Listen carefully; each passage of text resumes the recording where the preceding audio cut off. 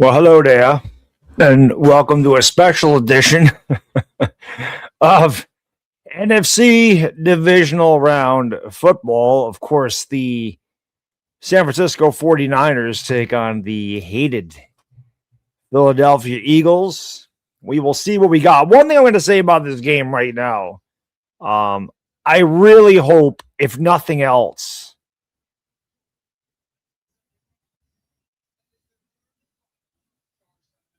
if nothing else, I just hope this Eagles-Niners game is as good as the other three have been. This wild card weekend has been unbelievable so far. I mean, that classic Packers-Bears game last night, that was unbelievable. Of course, the Rams and Panthers. I mean, I honestly didn't think the Panthers had much of a chance. The Rams obviously are able to come back and win a tight game. It's always difficult to win in the postseason.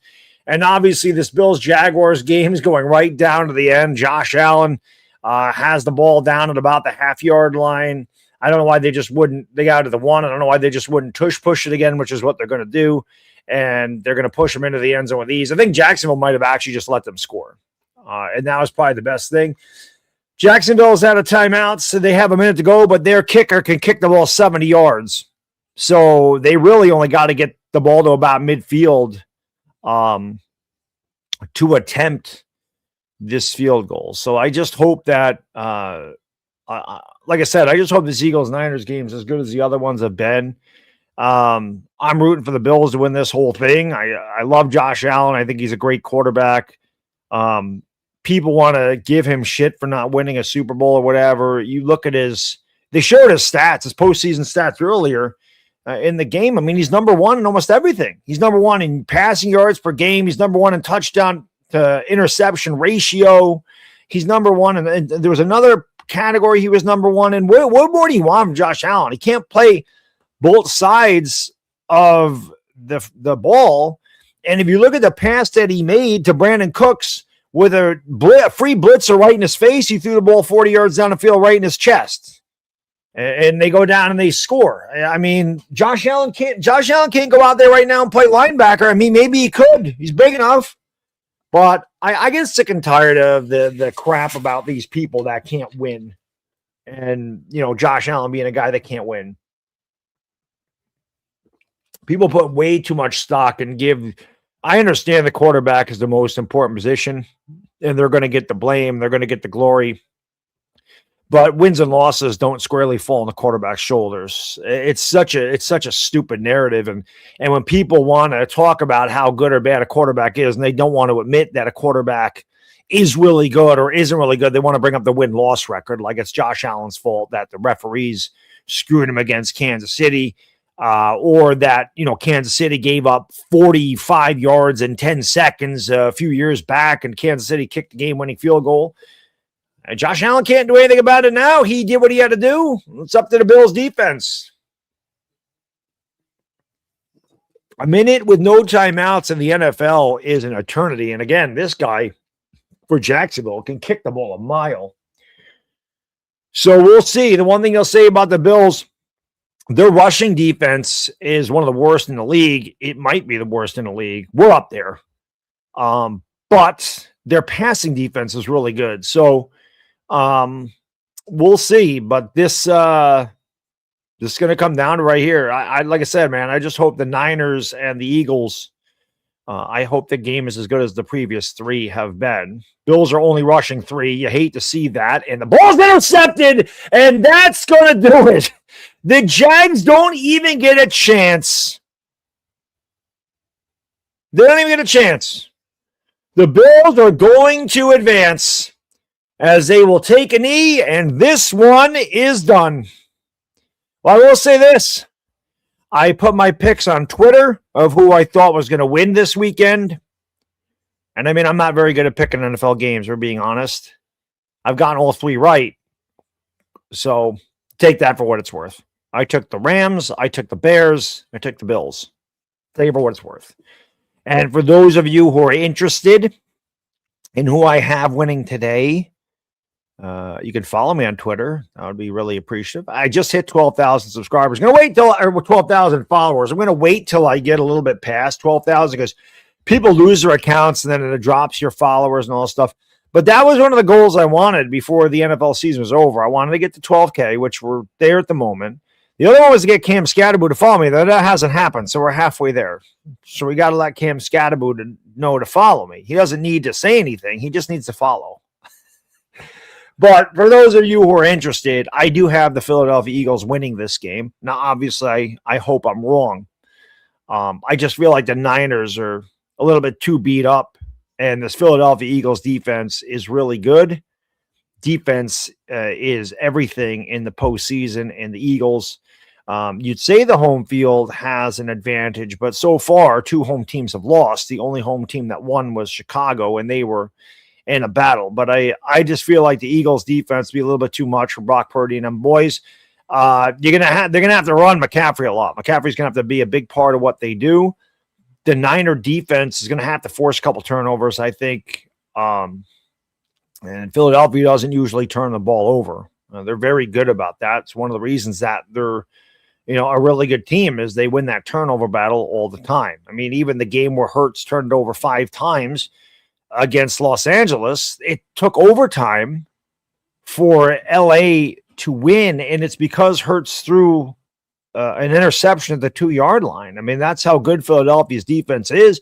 We know they won a couple games where Hurts didn't complete a pass in the second half, including a game against Buffalo. We've seen them beat, I think they beat Green Bay 10-7. They beat Detroit something like 16-7. They won a lot of games where their defense did really well. Their defense is really good. It's a really good defense. So I think it's going to be a low-scoring, ugly game. But I do have the Eagles winning today, 21-13. That's my that's what I have today. Tom, thank you. Your last 7 games were a literal Kafka-esque nightmare. By the Giants. By the way, the Giants will be a contender for the Cowboys. Go Birds. I hope so. We're going to have to get this head coaching thing correct. I know that a lot. If we get a really good head coach in here, I think the Giants definitely can be a better team next year. I do think the Cowboys are going in the opposite direction of the Giants, though. I do feel like the Cowboys are starting to go back to the pack, and they got big contracts with CeeDee Lamb and Dak Prescott, obviously. What are they going to do with George Pickens? Their defense is really bad. I do feel like the Cowboys are going backwards. But the Giants, for all their young core of talent and all the optimism or, potential, they need to get somebody that can figure it out and coach these guys right. You don't win games on potential. Potential never won a football game in the history of the NFL. Execution does. So Giants got to get that right. Now, I know some people are all upset because Green Bay lost, and they're like, oh, LaFleur's going to lose his job and Harbaugh is going to go to Green Bay. Doom and gloom scenario. And 2026 is going to be a much different year for yours truly, man. I'm not going to get nearly as upset as I normally would if things don't go our way. Don't get me wrong. I'll still be pissed when the Giants lose football games because that'll never change. But I'm not going to be upset if that's meant to be. If he goes to Green Bay, if they fire LaFleur, I think it would be stupid if they fired LaFleur, honestly. But if that's what happens and Harbaugh chose Green Bay, there's nothing we can do about it. You got to go out and get the next best guy. And that's it. You can't cry about it. It ain't going to solve anything. We can't control it. If Harbaugh wants to be the Giants head coach, he'll be the Giants head coach. Because the Giants are going to make him an offer. The Giants are not going to let Harbaugh leave that building without giving him some kind of offer saying, we want you to be here. We know the Giants want Harbaugh. The question is, does Harbaugh want the Giants? And that's the big thing. We'll find out next week. I hope so. But Byron says LaFleur made bad decisions yesterday. I thought Ben Johnson made terrible decisions yesterday. I mean, they went for it on 4th down from their own 33 or whatever it was. I thought that was a terrible decision. They panicked early on. They're lucky that they won the game, in my opinion. But I'm not going to, I felt like Ben Johnson did a bad job too. No coach is perfect. No coach is perfect. But if that's what happens, that's what happens. It just is what it is. I just feel like, man, at some point, I just feel like I'm getting a little bit too old to care that much. Maybe it's because the Giants have beat me down. Like I said, when the Giants play and they lose, I'm still going to be upset about that. Don't get me wrong. I don't care. I'm a fan. And I'll never be satisfied with losing, and I'll never be happy about losing. It won't happen. But as far as the John Harbaugh stuff goes, that is what it is. But today, obviously, our rooting interest as Giants fans or any other NFC East fans that are in here outside of Philadelphia is to watch the Niners pull this upset off. I Twitter a lot, and whenever I mention the Eagles or Jalen Hurts, they're all like, oh, he lives rent-free in your head. All you do is talk about the Eagles, which is so far from the truth. I go on binges where I'll pick a day and I'll look at Eagles Twitter and I will talk about things that Eagles Twitter says, but it's not like it's every freaking day. Like, because somebody's like, oh, you do is talk about Jalen Hurts. I'm like, I ain't mentioned Jalen Hurts in over a week. And they're like, oh my God, a week. Well, yeah, a week, which means I don't always talk about the Eagles. And they're in our division. I should be talking about the Eagles and the Commanders and the Cowboys. It's not like I'm sitting there talking about the Bills or the Rams like Eagle fans do. And why do Eagle fans do that? Because they're jealous of their quarterbacks, because people know that Stafford's better than Hurts, that Allen's better than Hurts, and they want to try to justify their narrative as saying Jalen Hurts is some great quarterback. And it's not just Giants fans or Cowboys fans or Commanders fans that do not like the Eagles fan base. Look around. It's outside of this division. Rams fans hate the Eagles. Niners fans hate the Eagles. Bills fans hate the Eagles. Seahawks fans hate It's not just us. I don't know any Rams fans talking crap about Jackson Dart. So you reap what you sow. You reap what you sow. But we'll see. Again, I feel like the Eagles will win this game, because I think their defense is really good. And I think that's always going to keep you in every game, especially in the postseason. We have seen some high-scoring games. Yesterday, both of those games are high-scoring. Today, not so much. Kind of a flurry in the fourth quarter.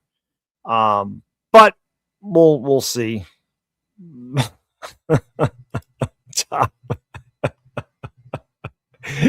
Thank you, man. He says, Jags fans don't hate the Eagles, but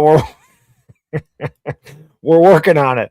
I don't think the Jags have any right to say anything to anybody. I think that I know Trevor Lawrence had a much better year this year. But I mean, I'm going to be honest, and I like Trevor Lawrence. Don't get me wrong. I like Trevor Lawrence. But I think he's been disappointing. You talk about a guy that came out of Clemson, and obviously what he did to Alabama in the national championship game as a freshman when they lambasted the unbeatable Crimson Tide at that point, led by Nick Saban. They beat him 44-16, and he was already considered a prodigy, and he was the next Andrew Luck, and he was generational. And I like him, but what has he done? What has he accomplished? I'm not saying he's a bust, but he has certainly not, to this point, lived up to expectations. And again, I like Trevor Lawrence, and I think that Trevor Lawrence can get better. And I think he will. But right now, I think if you looked at Trevor Lawrence's body of work, you'd say it's disappointing. Granted, he's had some. Urban Meyer would have ruined him completely. Urban Meyer was a terrible decision for a head coach his rookie year. And Jacksonville just hasn't had the best teams. And like I said, I think Lawrence can get better. He's just coming into his prime now. He's still young. It's not over for Trevor. But again, and that it's not even like that interception was his fault. And I think sometimes people will look at. They don't actually watch the games. I say it all the time. There's a lot of box score merchants on social media that just look at statistics. That'll go down as an interception for Trevor Lawrence, and what was trying to be a game tying or a game winning drive. with less than a minute to go. He threw the ball right in his receiver's hands. It got deflected up in the air and picked off. That's not on Trevor Lawrence. But people that just look at the box score will say, oh, he choked again. They do the same shit with Josh Allen. Again, give me Josh Allen over anybody in the NFL. He's the best quarterback in the NFL. I don't care what anybody. That's my opinion. I don't think there's a better quarterback than him. The guy is throwing to Shavers, Shakur. I mean, Shakur had 11 catches today. That's his best receiver, and an aging Brandon Cooks. Can you imagine if Josh Allen actually had a superstar wide receiver? James Cook is a big part of what they do. He's a really good running back. But I hope the Bills win, man. I'm a big Josh Allen fan. I have no hatred whatsoever towards Buffalo. They're in the AFC. They're a New York team. I'd like to see them win the whole thing. I would like to see a team that's never won a Super Bowl win one this year. There's not many of them left at all. I think every team in the NFC now that's left has won a Super Bowl. Am I right? Both of these teams have won a Super Bowl. The Rams have won a Super Bowl. The Seahawks have won a Super Bowl. The Bears have won a Super Bowl. So every team in the NFC has won a Super Bowl. In the AFC, the Bills have never won one. Who the hell else is left over there? The Texans obviously have never won one. The Chargers have never won a Super Bowl. There's a lot of teams in the AFC that haven't won a Super Bowl. The Patriots have obviously won multiple Super Bowls. So we'll see, man. Like I said, I just hope this is a good game. I expect it to be a good game, but I do think the Eagles will persevere and win. But I do hope for a good game. I'm going to put the scoreboard up once the game gets started. I'll change my camera. I'll go over here and we'll throw the scoreboard up once that happens. But, it is what it is. Go Niners and hey, man, I listen, anybody knows me knows I'm rooting for the Niners. There's no shame in my game. You're just an Eagle hater, bad dog. Yeah, very good. Yep, that's exactly what I am. Yep. Ask Cowboys fans if they're Eagle haters. Ask Commanders fans if they're Eagle haters. Of course they are. Of course they are. Somebody actually said to me on Twitter, I love your hatred for the Eagles. I said, since 1986, man, since Buddy Ryan got there, I've hated Philadelphia. But, I'm going to watch a game anyway. I don't do as many live games as I used to. It's just me, man. Again, I feel like I'm getting older. I like to spend time with my family. I just do. When I was growing this channel years ago, my kid was really little. He was a baby. So, he slept a lot, and it's not like you really knew what was going on when he's, 8, 9 months old, but he's almost 9 years old now. I like being able to hang out with my son. I like to be able to go to dinner with my wife and kid. My wife and I work really hard, and we're just busy, and it's hard to get to spend time with one another. So that's like my favorite thing to do. That Saturday night is something I look forward to, all the time. And without the Giants playing on Sundays, I also look forward to having my Sundays free and being able to spend time with them. I just can't see myself spending 8 to 12 hours streaming games on YouTube. I just can't. I don't even. It's not even. I want to spend time with my family, but the stamina that takes. It's not even stamina. I can't sit in one spot like that. I just can't do it. I have to move, man. I have to do stuff. Unless my team is playing and I'm really locked in, I like to just pick and choose the games. I don't want to do all the games. It gets tiring, man. God bless the people that spend 12 hours on YouTube streaming every game. I don't have that in me anymore, man. I'm fucking old now. I don't know what to say. I hit 50 and everything changed. Everything changed when I hit 50. But like I said, we pick and choose the ones we want to do. I'll still do another. I have no problem doing one of these playoff games a weekend. Not one. I have no problem doing one game, but 5 or 6 or everybody. Yeah, I can't do that, man. But I will say this, and I promise you this. This year, one thing I really wanted to do in the spring, I definitely want to do more Yankee content. Now, that's obviously I can't do all the Yankee games. They play every night, and they play at 7. I really do want to try to do one a week, though. I want to try to do either a Wednesday, because I don't go to the gym on Wednesday, or Sunday afternoon, because, again, when football season's over and the days are longer and it's nicer out, I get more time to spend with them, especially when you get into May and June when the basketball season's really run down and you get into June, July, August. I want to make sure that I do that Yankee weekly live stream every Friday. I'd love to be able to do that. And like I said, do a couple of games and do more Yankee videos. It's something I definitely want to delve into more this year is Yankee stuff. I don't know why I don't do more Yankee stuff. I get so many new eyes on my channel. I always find when I do Yankee videos, I'll get like 50 or 60 new subscribers. And I'm like, why the hell don't I do more? The thing is, it's hard to talk about them every day. Like, I don't want to do a post game about the Yankees every day. Then I would always pick and choose my spots when they piss me off. And I really felt like the need to rant. But I do want to do it once a week for sure. Like the Yankee thing. It'd be 45 minutes, an hour long. And,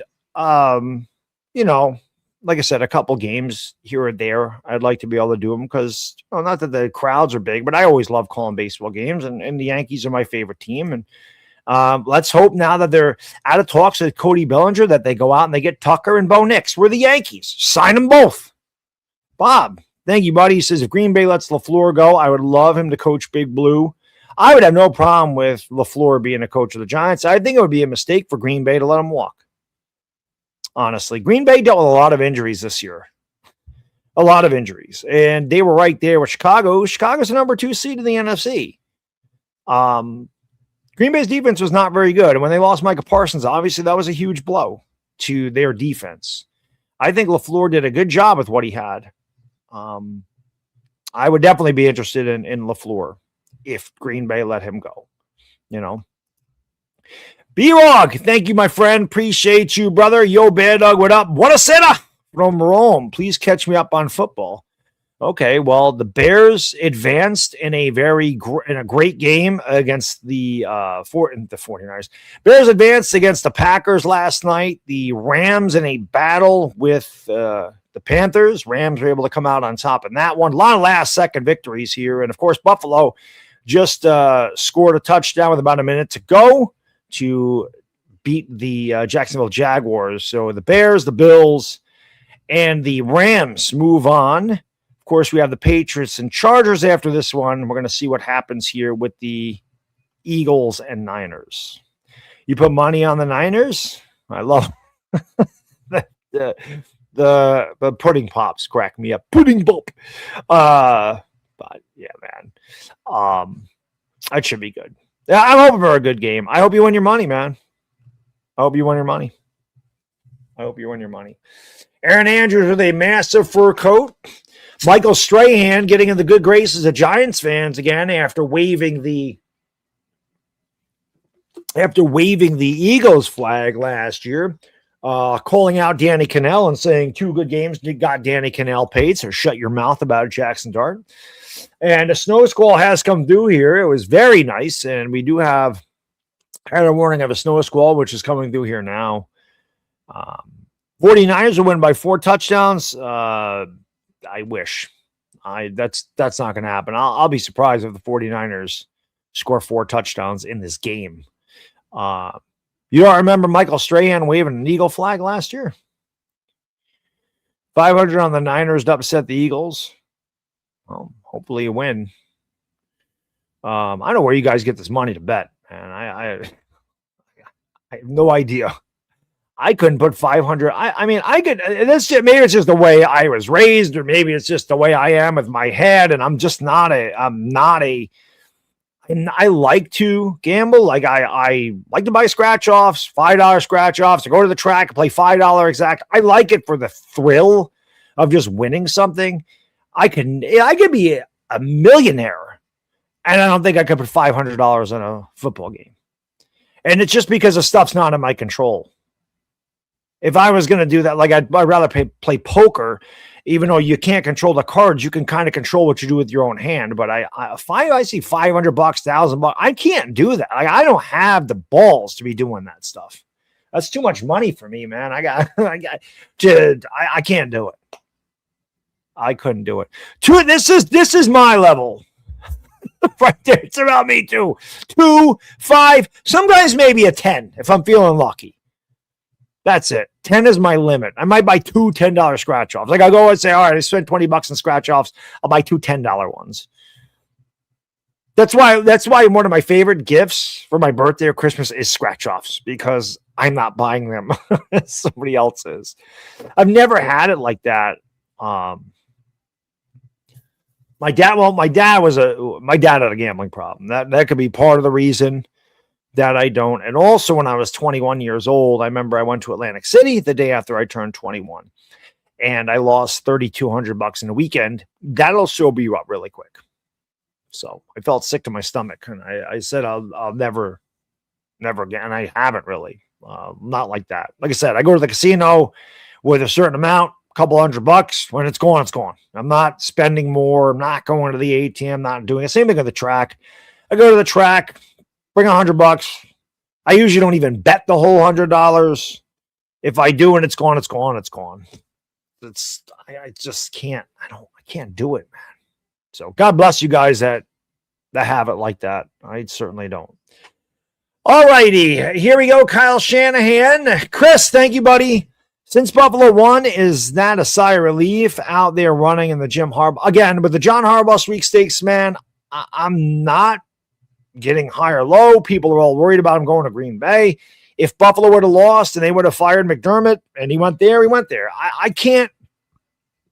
I'm not going to get upset over this. Like I said, it's my goal, my resolution in 2026 is to not get upset over things like that. It's just, I don't know, man. To me, I just guess I'm getting older and I don't want to waste my energy with it. But obviously that is one team we don't need to worry about going forward. I still don't think Green Bay is going to fire LaFleur. I think it would be a mistake. And even if they do, I don't think there's a guarantee that he goes to Green Bay. We'll see, Fuegot says money to be made in trading cards, made $3K with one. Yeah, I collect cards. I don't really trade them.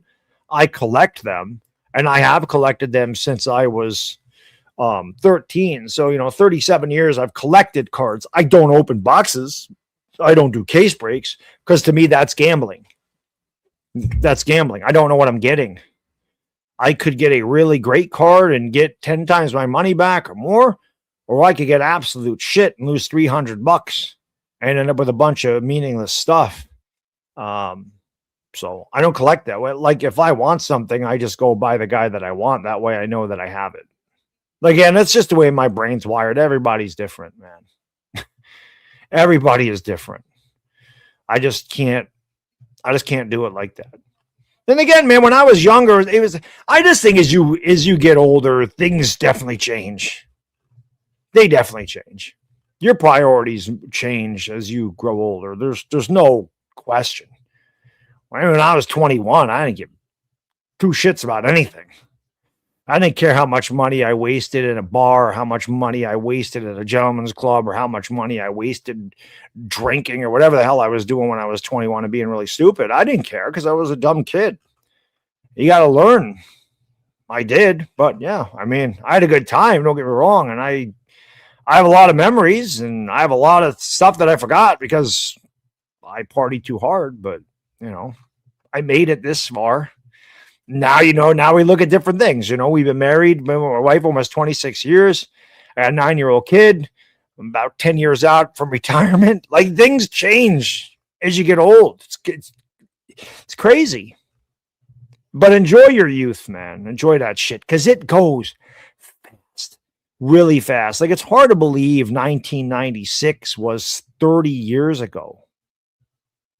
You know what I mean? I turned 21 in 1996.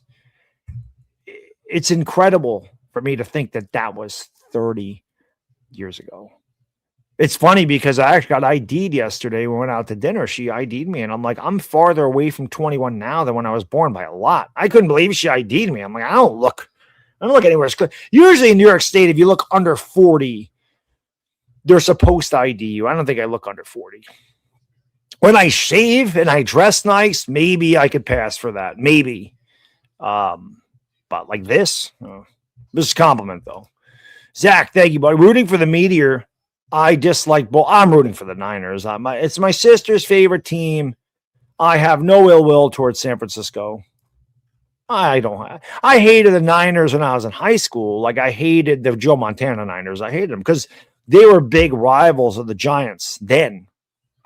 And I hated them with a passion. All them bandwagon Niner fans. Like, why do you guys like the Niners? They're in San Francisco. Now, my sister's been a Niners fan since I can remember, but she never wavered. She's still a Niners fan after 40 years. And a lot of them kids that were in junior high or high school that were Niner fans of me became Cowboys fans a couple years later. That's how you knew they were bandwagon fans. One of my cousins used to do that. He was a Redskins fan, then he was a Niners fan, then he was a Cowboys fan, and then he stayed with the Cowboys. But I remember him jumping from team to team like that. So my one cousin was a Bulls fan. I don't really know if he still is or not, but he was a Bulls fan. But he was also a Dolphins fan, so I can't really say he's a bandwagon fan. The Dolphins haven't won anything in his lifetime. He's a little bit younger than me. My oldest cousin is a Patriots fan. He's always been a Patriots fan. Always. It's just funny. One was a Patriots fan, one was a Dolphins fan. But it is what it is. We'll see. Expect a good game today, though, man. I hope it's as good as the other ones. The one game that I chose to stream here, I hope this is good because all the other ones have been classics. If you're the Niners, again, your defense has to force turnovers. Let me put this. I'll put this once we get going. I'll put the score up. You're the Niners. You have to stop Saquon. That's obviously number one. Make the Eagles throw the football, and you got to get pressure on Jalen Hurts. So I think those are the big things for the Niners. And if the Niners have any chance of winning this game, they're going to have to be able to run the football. And then you're going to have to use play action with Brock Purdy. Brock Purdy can also use his legs. But this should be I hope it's a good one, man. I do think the Eagles pull this out, but let's hope it's a good one. I don't care about the viewership. I'm just talking about for entertainment purposes. But I'll be honest, if the Eagles got blown out, that'd be entertaining for me. I can tell you that right now. That would be if the Niners beat these guys 38-13. That'd be incredibly entertaining for yours truly. I don't think that's going to happen, but it'd be incredibly entertaining for me. I would love to see the Niners run away with this game and win by 3 touchdowns. That'd make me very happy. The Giants, the Commanders, and the Cowboys, we have one spot left on the couch over here, and we will just wait for the Eagles to join us, and hopefully that is today. Tom Brady and I forget the other guy's name, Kevin Burkhardt. All right. I do not have any relatives that are Eagles fans. One of my friends since I was in grade school, he's an Eagles fan, but he's the only Eagles fan that I know. I know plenty of Cowboys fans. I know plenty of Commanders fans. I know some Raiders fans, Bills fans. I know very few Jets fans. I know a couple of Jets fans. One of my friends is a Lions fan. One of my friends is a Chiefs fan. Like a lot of guys that are in my fantasy league. There's a Raiders fan. There's a Chiefs fan. There's a Lions fan. There's I said Raiders already. There's a Jets fan. Most of us are Giants fans, and then there's the Eagles fan. But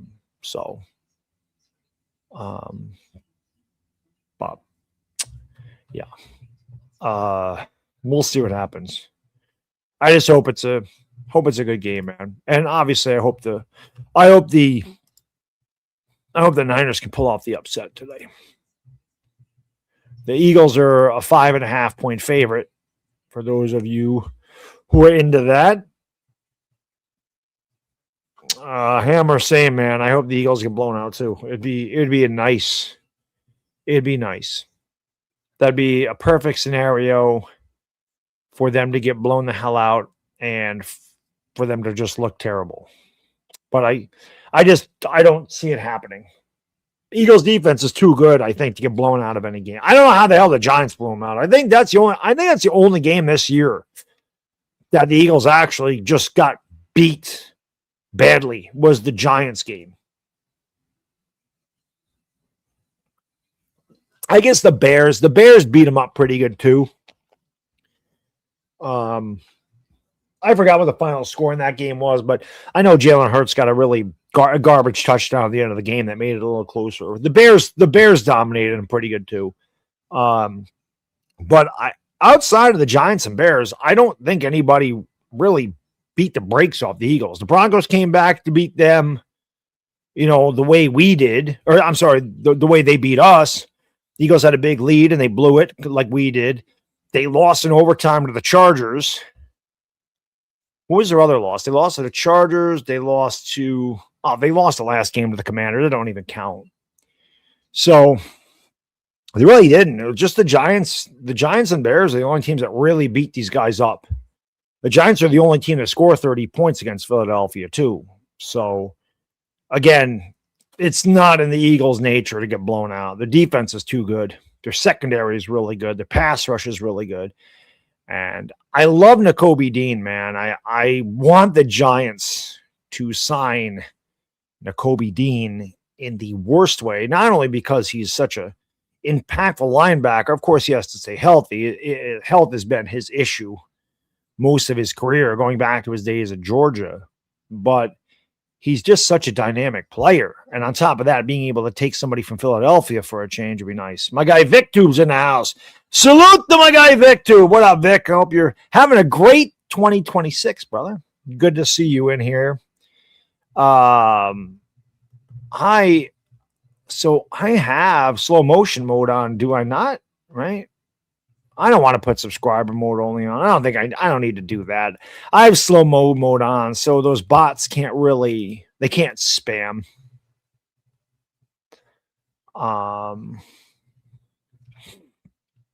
It is what it is.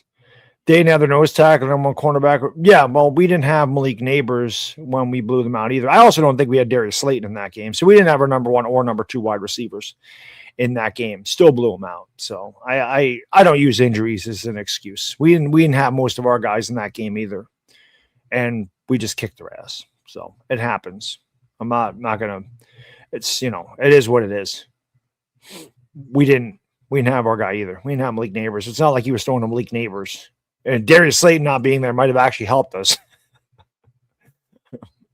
Because Slayton's ass. But yeah. He is a bum. I agree. We'll see what's going on. But yeah, I don't like Sirianni at all. I think he's overrated. This guy on Twitter always, he's part of the Philadelphia sports talk media. He's garbage. Just like all the Philadelphia sports talk media. They're terrible. Worse than WFN, if that's even possible. But this guy said that the Eagles, he always gives like a rating of who has the advantage at each spot on each team. And he gave the advantage of coaching to the Eagles. And I'm like, are you drunk? You think that Nick Sirianni is better than Kyle Shanahan as a coach? What do you want? Chief, thank you, bro. Hold on one second.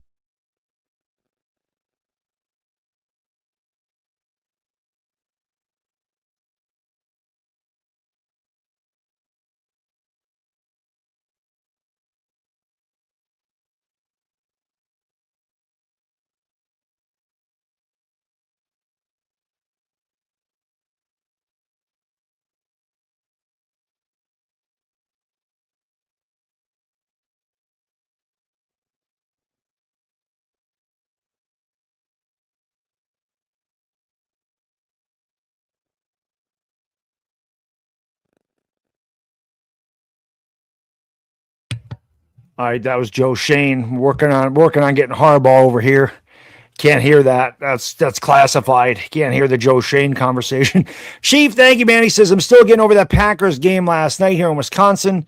Kicker problems. Maybe it's me, Giants fan and bad kickers, and root for the Pack and bad kickers. Yeah, it's funny because I also like the Ole Miss kicker, and he had a bad game. And I love the kicker from Oklahoma, and he had a bad game. So maybe it is something about us and kickers, Chief. I don't know. Ben Souls might be our guy, honestly. Ben Souls might be our dude. All right, let's see what we got. Let me put this scoreboard up here. I'm going to move myself down here. I'm going to put the scoreboard up here. And we are going to see. I'll make this a little bit bigger for you guys.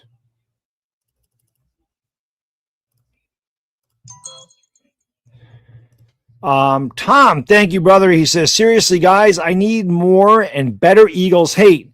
I know you can dig down and do better. It's getting trite and redundant. Go Burr. Trust me, brother. When the game starts, you'll get it. Trust me, I'm saving it. I'm saving it for game time. Eagles are going to kick off. Trust me. I'm saving it. I'm saving it all for the game. We can't use our energy. Lucas says it seems like half the league is. It does, right? We've had so many kickers come and go through here. It's crazy. It must be windy in Philadelphia. They're going to hold it. Jake Elliott's old as dirt now.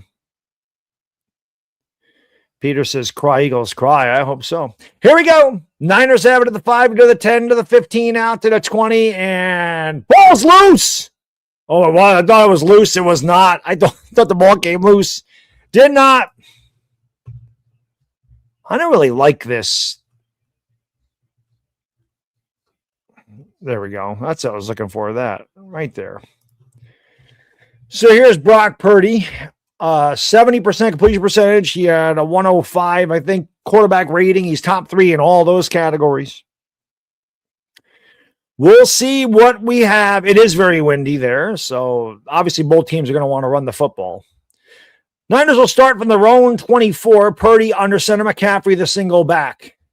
McCaffrey sends a man in motion, and it's going to pitch. Use check out there to lead block, and McCaffrey is swallowed up behind the line of scrimmage for a 2-yard loss. And again, man, this Eagles defense, one of the best in the NFL. They are tough to run on. They are tough to pass on. They are just a really good team. Defensively. Offensively, they suck ass. I mean, honestly, offensively, they're crap. I'm going to have to go talk to my kid for a minute in a second. Purdy's dropping back the pass. He looks, he throws over the middle. He's got a man wide open. And they're going to go 40, 35, cuts it back past Bond, 30, 25, still going all the way down to the 15-yard line. I believe it's Jawan Jennings. I can't see because of the hair. And it was, what a gain. And he comes out with cry. Eagles cry.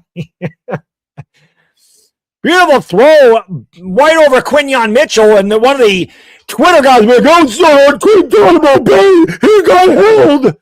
Right away, they go at Quinyon Mitchell, and it's a huge gain all the way down to the Eagles' 16-yard line. They go quick. They hand it off to McCaffrey, and again, he is stuffed at the line of scrimmage. Maybe he fell forward for a half yard. It'll be 2nd down and 9.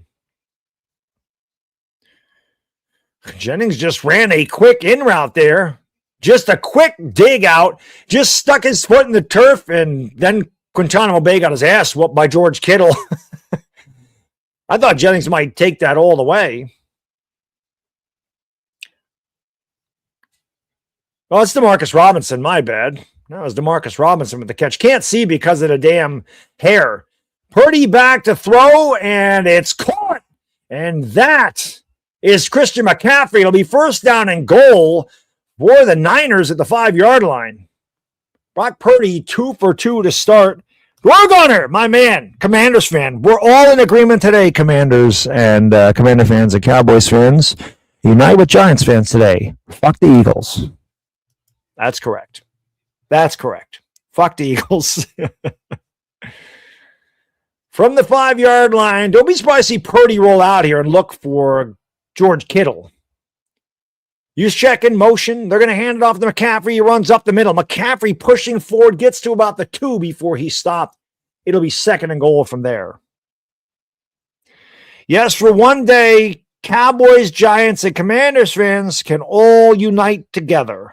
We all have one common goal, and that includes the 49ers fans as well, and probably a lot of other fan bases around the NFL. We all unite for one common goal. That is to get this freaking disgusting team from Philadelphia the fuck out of the playoffs. That is what it is all about today.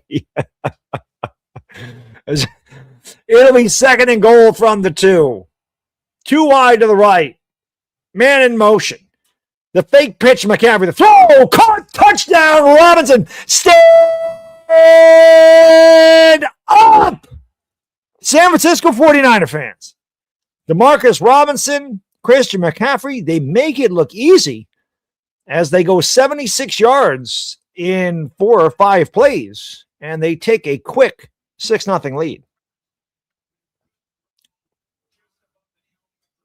Well, it's good so far. It's a good game so far. I'll tell you that right now. Good game so far. Snap, spot, extra point is good. 7-0 49ers. I got to run upstairs real quick, see if my kid needs something to eat. My wife texted, but he might not have got it. I'll be right back.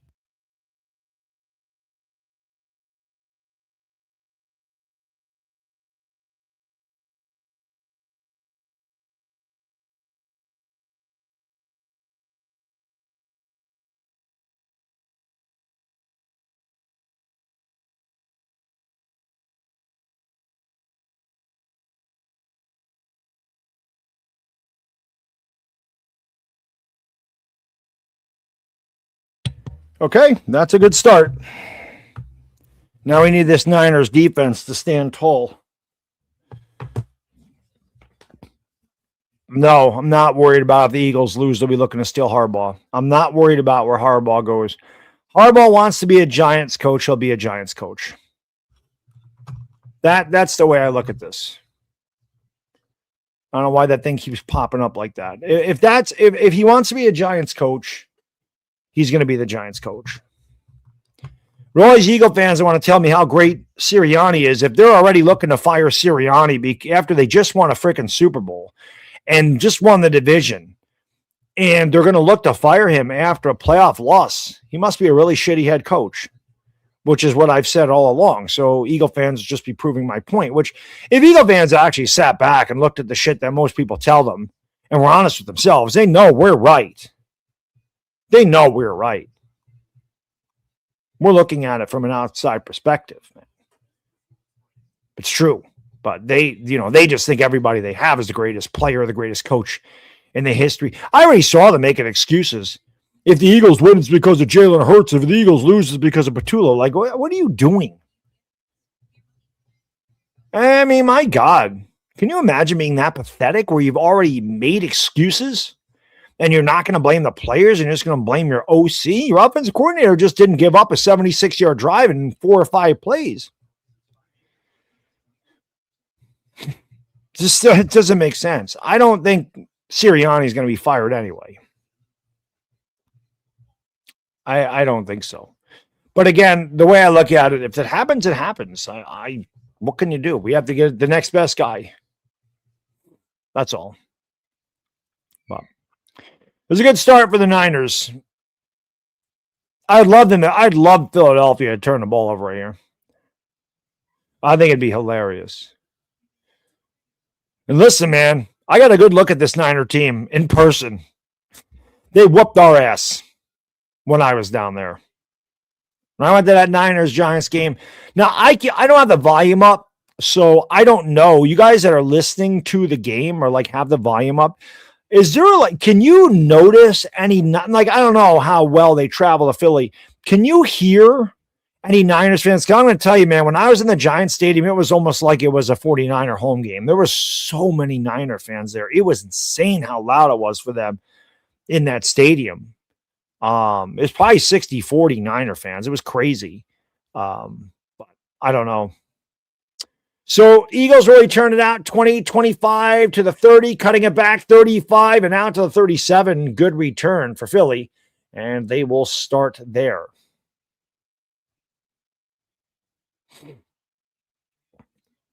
You can hear it. You can hear the Niners have a good contingency there. Here's Jalen Hurts. He has not lost a game at home as the Eagles quarterback. He's also not turned the ball over, so he is due for both. He's due for both. He's due for a loss and a turnover. We'll see what the Eagles do here for their first possession from their own 37. Hurts looks like he's changing the play at the line of scrimmage. He comes out under center. Barkley, the single back. It's going to be a handoff to Barkley, and he is cut down after a gain of maybe 2 as he gets out to the 39. It'll be 2nd down and 8. Eagles offense, you know them well. Mailata, Dickerson, Juergens, Steen, and Johnson. Of course, Saquon Barkley, A.J. Brown, Devontae Smith, Dallas Goedert, Jahan Dotson comes out in the 3 wide set. 2nd down and 8 from the 39. Hurts out of the shotgun. Takes a snap. He's going to hand it off to Barkley, cutting wide. He's got a big hole. 50, 45, 40, 35, and pushed out of bounds to the 31-yard line. The Eagles run that play all the time, and I cannot believe how many teams lose contain as soon as he cuts it back. It's just a simple counter run. Barkley goes left, cuts back right. Nobody's over there. It just amazes me. The Rams fall for that all the time. And I said if the Niners are winning today, they have to stop 26. They have not stopped. They didn't stop them on that run. That's for damn sure. But the Eagles run that play consistently. And it's amazing how many teams bite inside on that. I just can't believe you don't have somebody with outside contain. But it happens all the time. Like I said, I see the Rams. They do it to the Rams all the time. They run the ball down a Rams' throat on a consistent basis. So the Eagles are in field goal range now. The Rams 32. Hurts out of the gun again. And for the 3rd time in a row, they'll hand it off, and it's Barkley again, and another good gain on 1st down. Got down to the 27, a gain of 5. It'll be 2nd down and 5.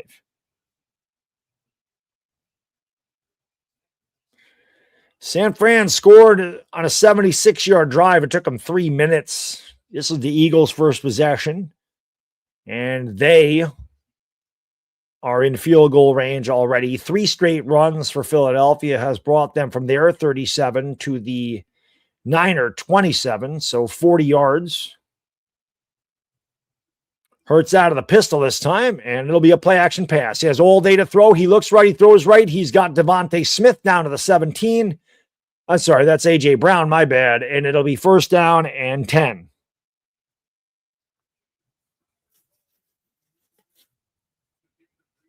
If the Eagles are able to run the football today, that play action and RPO are going to be extremely effective without question, which is why it is imperative, like I said, for the Niners to stop that run. They have not done it so far. Here is another handoff. Nope, Hurts is going to keep this time. He throws. He's got his tight end Goddard, gain of about 5 down to the 12. It'll be 2nd down and 5 for Philadelphia. So a good mix of run and pass here for Philadelphia. It is very windy there. Northwest winds at 25 miles an hour. The Eagles haven't really thrown the ball deep. It did not affect the pass from Purdy to Robinson. It also didn't seem to affect the extra point. But with 25-mile-an-hour winds, kicking could be a little bit tricky here in the city of brotherly love. They marked Goddard down to the 13-yard line. Hurts with a quick shovel pass out to Devontae Smith. He tries to cut it back. He does. He broke a tackle. He got down to the 10. It'll be 3rd down and 3.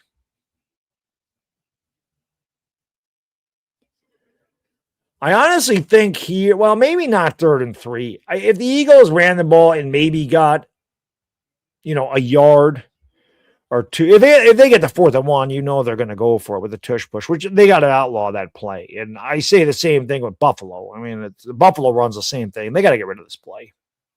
I don't think they're going to have it next year. 3rd and 3. Look out for the quarterbacks. Well, they're not going to do it now because Barkley has come out to flank Hurts out of the shotgun to his right. Hurts takes the snap, hands it to Barkley. Barkley breaks a tackle. Barkley got the 1st down. Niners unable to bring him down. 1st down and goal, Philadelphia. It looked like Barkley might have actually got stuffed at the line of scrimmage, but again, nobody able to make the tackle. Barkley made a man miss right there and went right around the nice seal block by Landon Dickerson. And you wonder why you pay a guy $20 million a year on your line. That's why. First and goal, Philadelphia. Looking to tie this game up at 7 apiece. Barkley's got 39 yards on the ground already. First and goal from the 7. Hurts under centered. Trips bunch to the right. They're all tight ends over there. Takes the snap, the pitch to Barkley. They're going to run it right. Barkley's got a convoy, and he gets down to about the 3. And it'll be second down and goal from there. Eagles are really dangerous down here. They can do so many things. You can run it with Barkley. You can run it with Hurts.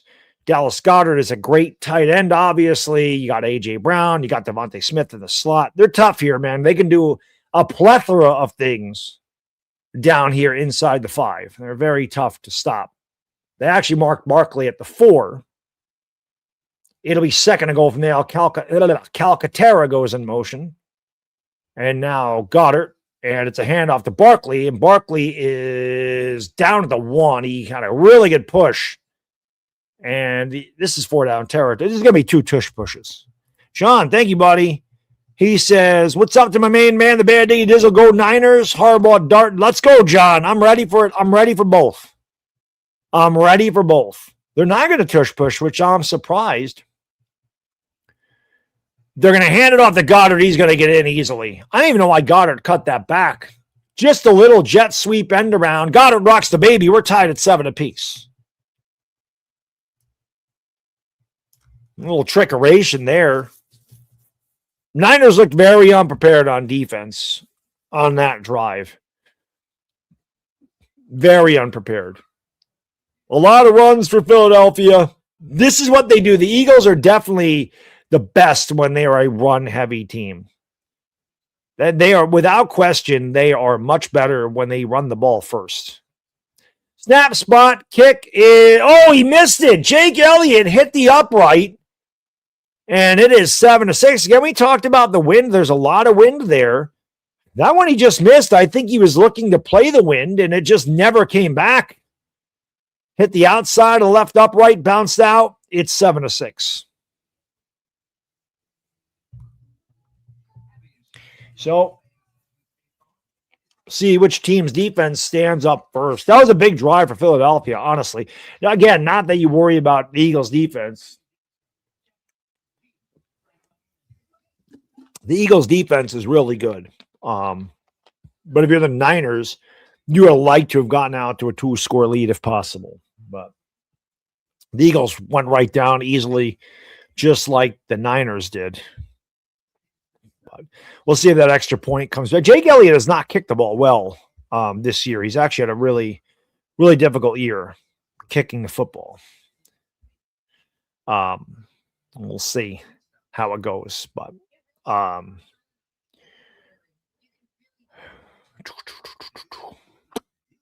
so far so good. I mean, I wanted an entertaining game, so we got 9 minutes into the first quarter. Both teams took their opening drive down for 6. The Niners were able to make their extra point. The Eagles did not. So you'll see them go for 2 at some point, I would imagine, depending on the game goes. One thing I would like, with the Niners, and I don't really know how they run their plays. It's not like I watched a lot of Niner football because, I watch them, like I said, in person, but I think that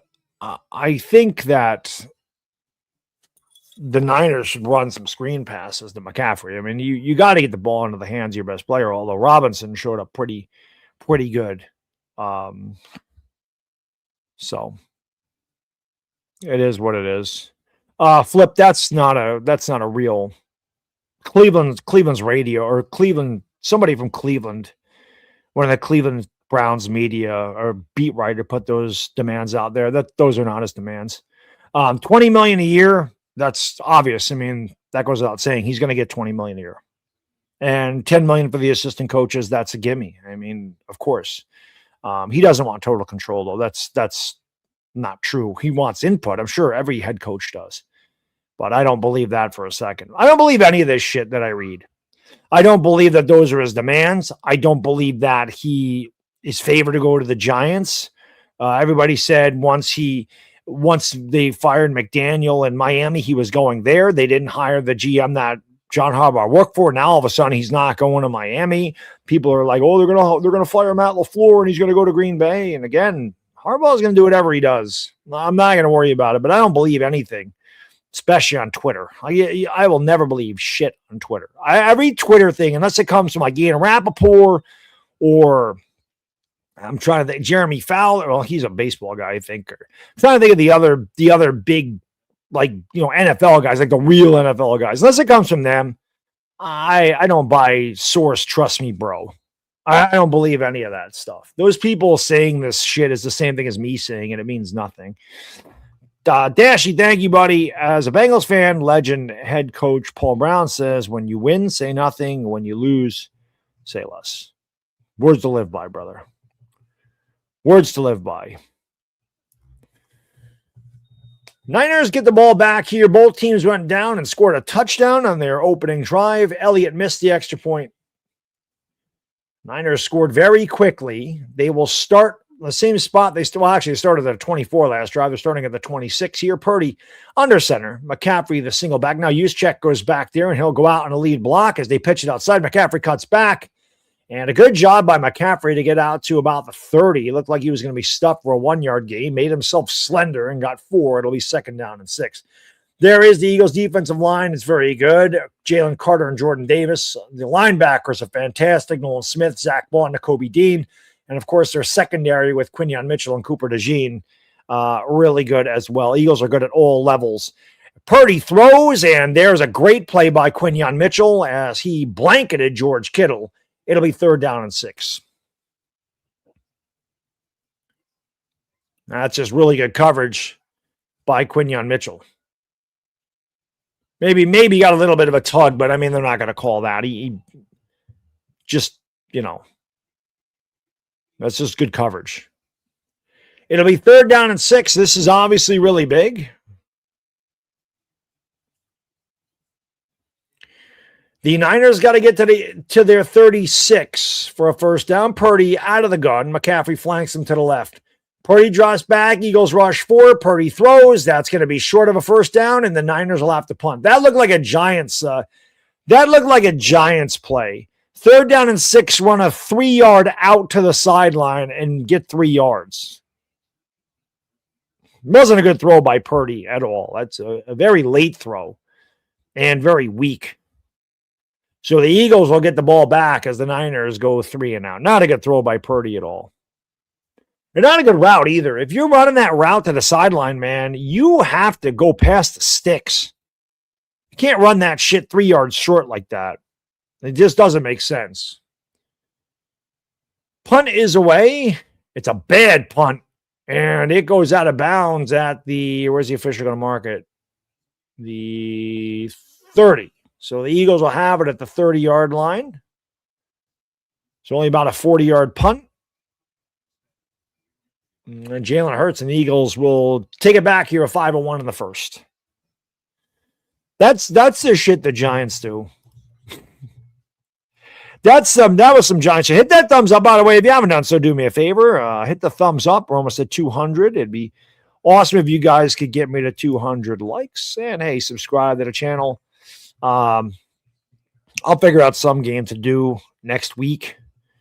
Again, I'm not gonna stream every game. It's not what I do, but I'll pick a good one to do. If the Eagles win, obviously we'll do the Eagles Bears next week. If the Eagles lose, we'll figure out something else. Probably do the Bills, maybe. But we'll figure it out. Can't wait for the spring already. Now that Christmas is gone and New Year's is done, now it's just waiting for the spring. Just waiting for the spring.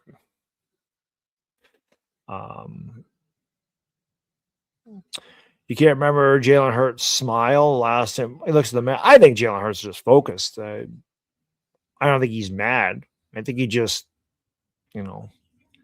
he's just focused. He wants to win, Sure, when they win, he smiles. You know, but we'll see.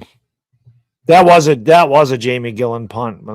It was not a good kick, at all. Not a good kick. Whoops. Jalen Hurts smiles when he sees Saquon doing squats. Maybe.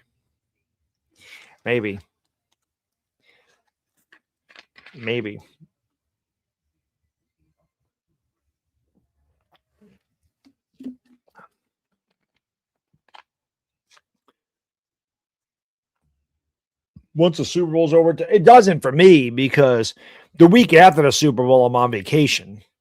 I always take the week after that off because my kid has recess from school. So I take the third week in February off of work. And one of those days doesn't even count because I get President's Day off because I work for the state. So I only take 4 days of vacation. And then same thing in March. I take another week off in March. And I take it the week of Holy, which is now a floating holiday for the state. So that doesn't count either. So it's only another 4 days. And then I usually take another vacation in April. I'll take a vacation, 1 week's vacation each month. So the winter actually goes by fast after we get out of January. Once we get past the Super Bowl, the winter will actually move for me. Barkley moves forward for maybe 2. Niners do a good job of stopping them that time. It'll be 2nd down and 8 for Philadelphia. 7-6 Niners. This is Philadelphia's second possession. They went down and scored on a run-heavy drive their first time around. There's Sirianni. Yeah, I'll give Sirianni credit for a couple things. Number one, he has a gigantic schnozola. I can relate. So shout out to the big nose gang. And you guys and girls in the chat that have big noses. I'm sure some of you do. Big shout out. Like Humpty Hump says, yeah, my nose is big. I'm not ashamed. Big like pickle. I'm still getting laid. I'm still getting paid. I get laid by the ladies. I'm in charge. Both how I'm living and my nose is large. I get stupid. You know the song. Barkley gets 2 yards out to the 35. It'll be 3rd down at about 7. But you know the song. So shout out to Sirianni for having a gigantic schnoz and the fact that he doesn't shave, and neither do I. Sirianni probably got about 2 weeks worth of growth on his face because that's what mine would look like if I didn't shave. This is about 4 days for me, so I'll give him a shout out for that. But he eats Pizza Hut, so he ain't an Italian. Fuck him. Tom, thank you, buddy. He says, this is Cowboys level trolling, but with better spelling. I know you can all do better. Yeah, I'll say this. We can spell pretty good at this chat. Hurts drops back to pass. He looks, he throws, and wide open is Jahan Dotz. That's Cooper. And it's a 1st down for the Eagles. I mean, just very easy. Soft zone I can't stand soft zone on 3rd down and long. I hate that shit with a passion. I hate soft zone on 3rd and long. It's prevent defense, in my opinion. Eagles out to the 44-yard line. Play action pass. Hurts looking left, throwing left, and it's underthrown but caught by A.J. Brown. It'll be a gain of, that's a bad spot. They're going to give him 8. I thought he had more closer to 9. It'll be 2nd down and 2. Elliott did have a bad year as a kicker. He did. Tom says it's good level trolling. We need somebody to really troll Tom really good. Yeah, nosy fuck. That's exactly what Sirianni is. Like I said, shout out to the big nose. 2nd down and 2. This is a really good time to do a play action and take a shot deep from here. They will play action pass. Hurts is loading up. He is taking a shot deep. It's over. What a terrible throw by Hurts. My God, he fucking sucks. That wasn't even close. He overthrew Goddard by 10 yards. What a horrible throw. That's Jalen Hurts. He's the best deep ball thrower in the league. Caca. Dashy, thank you, buddy. I don't know if you ate duck. I've never eaten duck. I can't eat a duck. But I'm going to try pan-seared duck breast with bok choy and orange sauce in 13 days. There you go. Give it a try, Dash. I can't do it, brother. I can't do it, but let me know how it is. I'm not a very adventurous when it comes to eating. Barkley is stuffed for no gain. It'll be 4th and 2. This is, I think, for the Eagles to go for it. You have a really good defense. This is tough, man. I mean, you could pin them deep. Your defense is really good in a flip field position. You're not close enough to run the tush push. The Eagles are going to go for it. Maybe they just try to draw them off sides here. It's 4th and a short 2. They have not been good their last 9 games. They're 0 for 7. Watch out for Hurts here. It's an empty backfield. Watch out for him on the quarterback draw. There's no coverage out there. Niners bring a blitz. The throw is almost intercepted, and it's knocked away. And it will be 49er ball. Boy, Hurts telegraphed that. Threw it late. Threw it soft.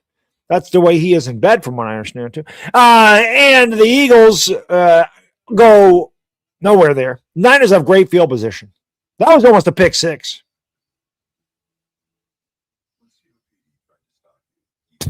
Hurts stinks. Hurts. I'll be honest, man. I don't know. I don't understand.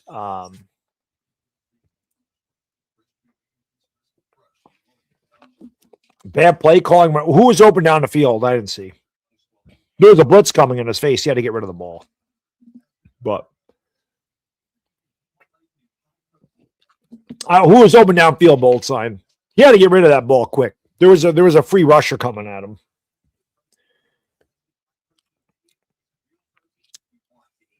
Mary, no. I don't understand. I don't understand these rumors of Sirianni getting fired. But why would they fire him? I don't get it. I mean, they won the Super Bowl last year. This team won the Super Bowl last year. They were 12-4. I mean, if you want to get on Sirianni's case for not trying to get the 2 seed and resting his guys, I mean, okay, that's nitpicking. They won the division. It's the first time anybody's won this division back-to-back since the early 2000s. They were 12-5. They won the division. They're coming off a Super Bowl. Like, I don't understand. I don't get they're going to fire Sirianni stuff. I mean, if they were going to fire him, why don't they just fire him before the year's over? I don't know. Who's the best deep ball thrower? That's a good question. I mean, Josh Allen is pretty special at everything. Drake May is pretty awesome.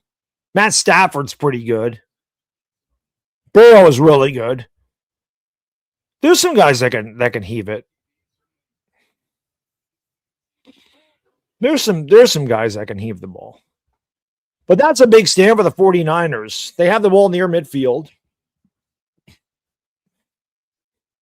I don't think they'll fire Nick, not because he's a puppet for Howie.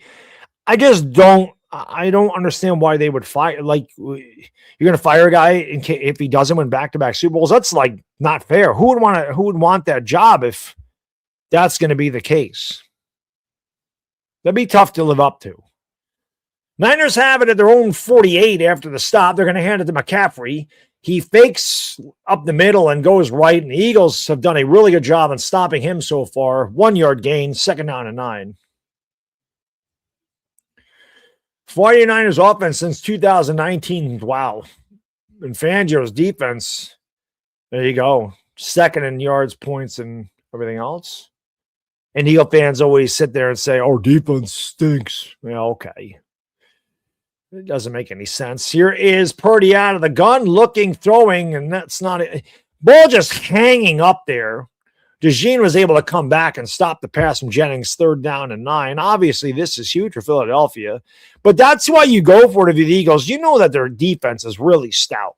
This ball just hangs up there. There's like nothing on this throw. Now, Jennings could have caught that, but went through his hands. I mean, you got to catch it, but it just seems like it's not getting there quickly. So it'll be 3rd down and 9. They got to get to the Eagles 42 for a 1st down. Purdy out of the shotgun, 3 wide. McCaffrey flanks him to the right. Eagles bring 4. Purdy's got time. Purdy's going to roll out to his left. Purdy's going to take off with it, and he'll slide out of bounds after a 2-yard gain, and the Niners will have to punt. Great job by the Eagles defense. Second 3 and out in a row for 49ers. Borat, thank you. Says Giants defense weak like my uncle's bladder after import Kazakh Warriors tackle like bear hug a Super Bowl yours. My wife approve. Very nice. Giants defense is weak without question, man. But thank you, brother. Appreciate you. Borat, who people say I look like Borat. The punt is away. This one is better. It checks up inside the 5, and the Niners will down it at the 6. So the Eagles will have it deep in their own territory with 8 seconds to go in the first quarter and trailing 7-6. But thank you, Borat. That's funny. Defense weak like Uncle Bladder. Kazakh Warriors tackle like bear hug. They do need a tackle like bear hug. They need to tackle better than they've been tackling. That's for sure. 9 likes away from 200, guys and girls. Let's get those likes to 200. That would be awesome if we could do that.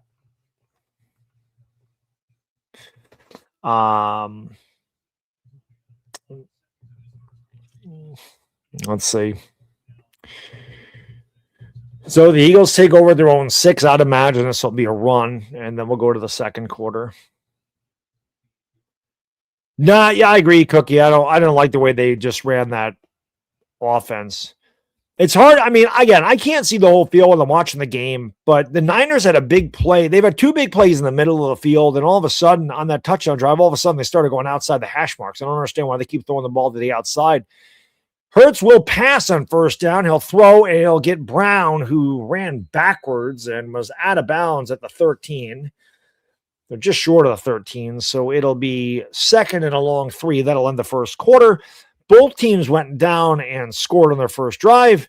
Neither team has scored since.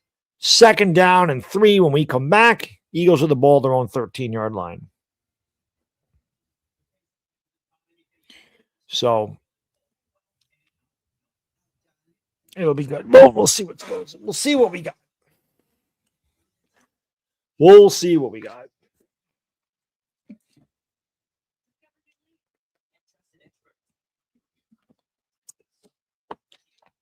Yeah, Rex isn't going to get a head coaching job. He won't get a head coaching job. I can't see it happening. Just going to do this for a second, just because it frees up my computer a little bit. 7-6. There we go. Put that back up there. But it'll be good, man. I'm like I said, I definitely am going to be doing a lot more Yankee content in the spring. So look for that. I should have been doing that a long time ago anyway, honestly. I should have been doing that a long time ago.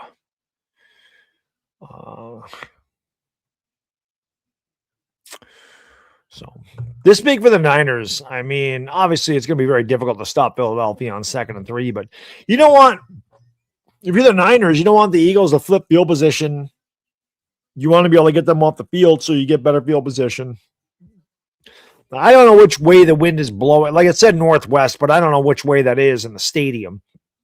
Like, I don't know who's like where the wind is, like the ball, who's, which way the wind is blowing. So whose face, who's going into the wind. I don't know which direction that's going. I don't know if there was the Eagles that maybe they deferred and took the wind in the first quarter. Or maybe it was vice versa. I don't know.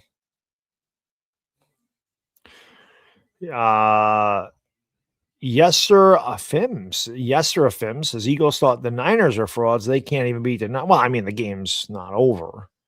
They could very well possibly beat the Niners.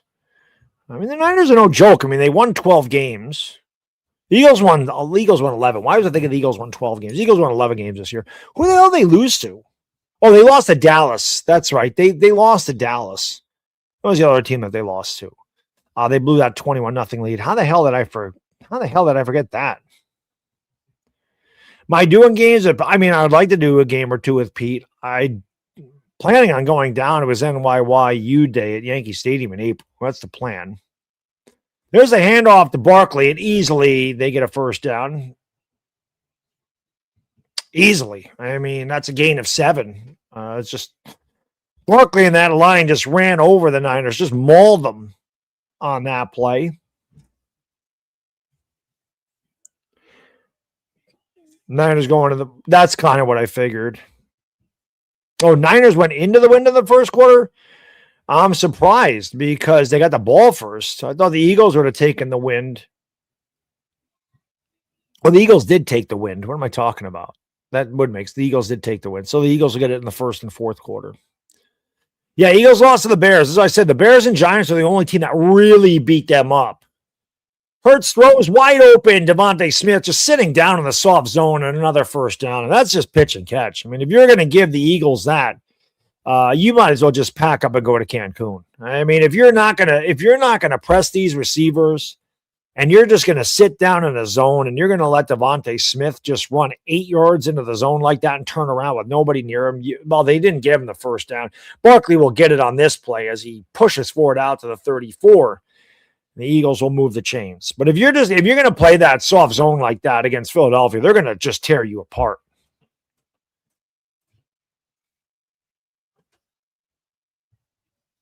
So, 1st and 10 Philadelphia.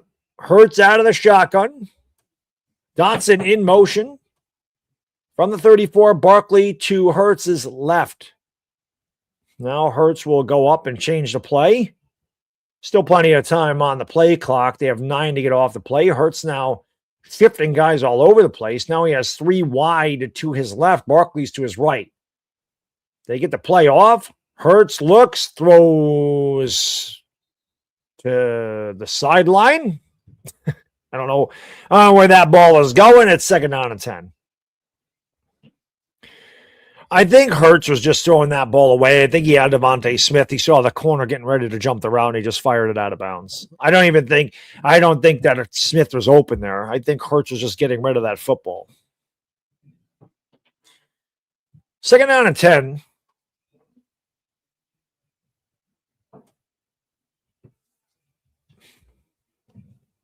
Hurts out of the gun again. Bigsby comes in motion. Paper flying past the camera. They bring a blitz. Caught by Smith, and he is tackled immediately. Big hit, no gain. It'll be 3rd down and 10.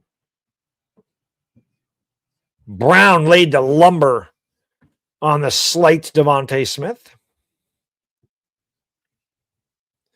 And that's just a great tackle, man. When you have one-on-one coverage, you're depending on your safety to make that tackle. That's exactly what he did.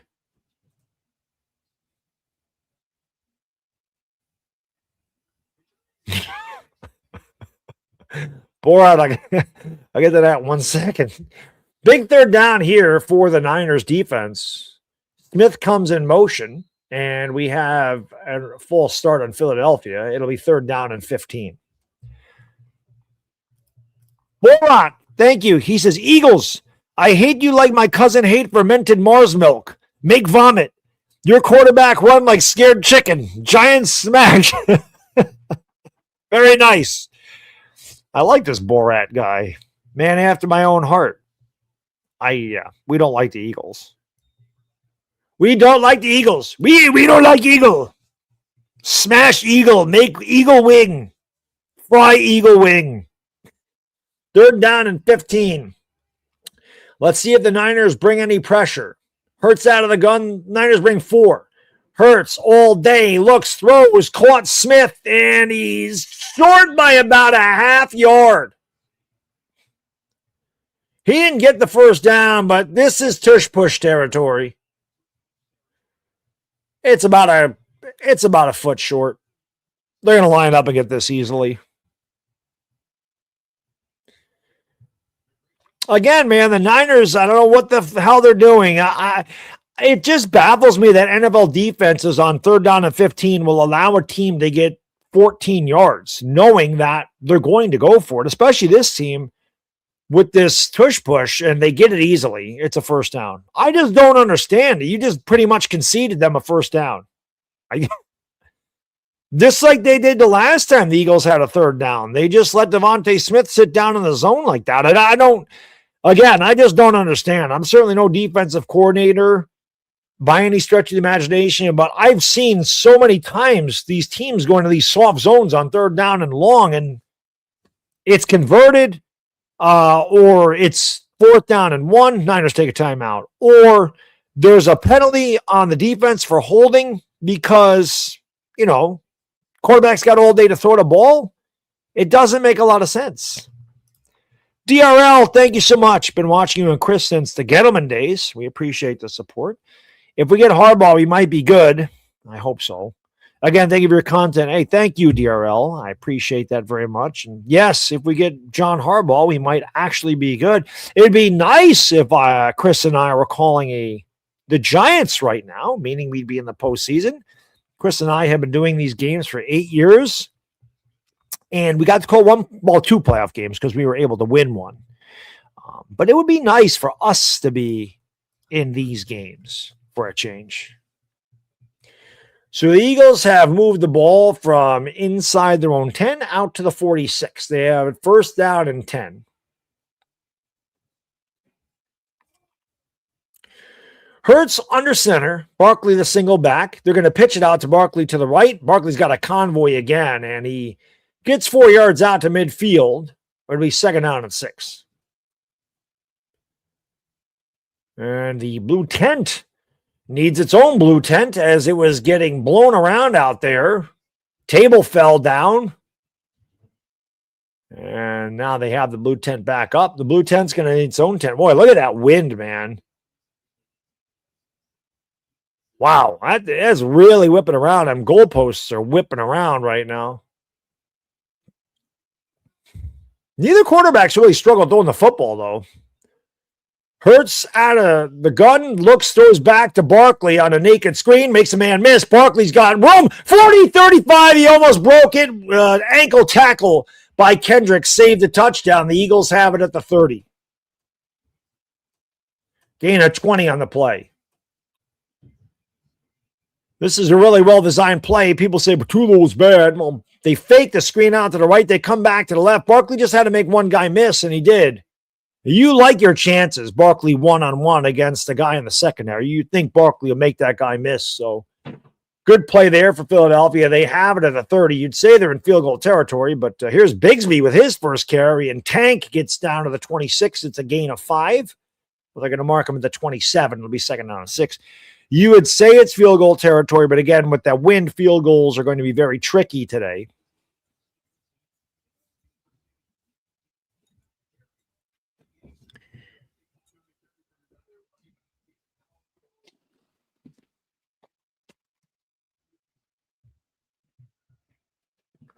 Got my body armor down here. Second and 6. Hurts under center, Bigsby the back. Hurts takes the snap, hands it off. Bigsby up the middle. First down and more, all the way down to the 9 or 16. And this Eagles offensive line is just mollywopping the Niners defensive front. Just killing them up front. And that's real. Like I said, this is when the Eagles are at the best.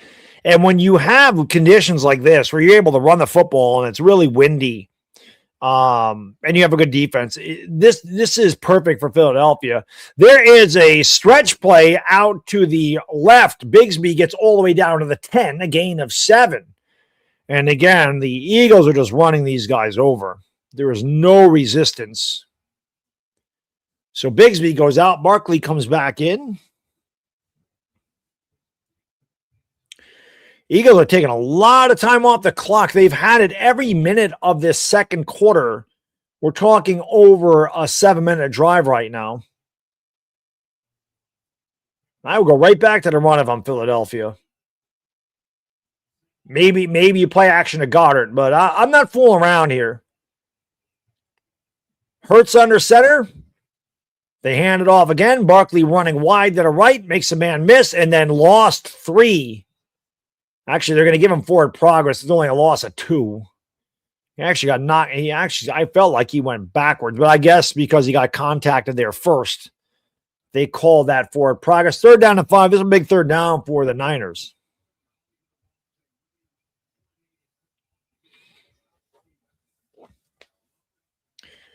Let's see what Hurts and the Eagles dial up here. Hurts out of the shotgun. Barkley flanks him to the right. Hurts looks over the defense. 3 wide here for the Eagles. Niners show pressure. Everybody at the line of scrimmage. They will come with it. They'll hand it off. Barkley gets to the, depends on the spot. Looks like he got to about the 9. It would be a full 2 yards from there. I think they're going to go for it. I mean, why would you run the ball on 3rd down and 5 if you weren't going to go for it? This should be, I mean, I know that field goals are tough. This would be a chip shot for Elliott, but maybe the Eagles try to draw him off sides again. It's too far for the tush push. But this is a full 2 yards. They got to get to the 7. They're 1 for 2 on 4th down today.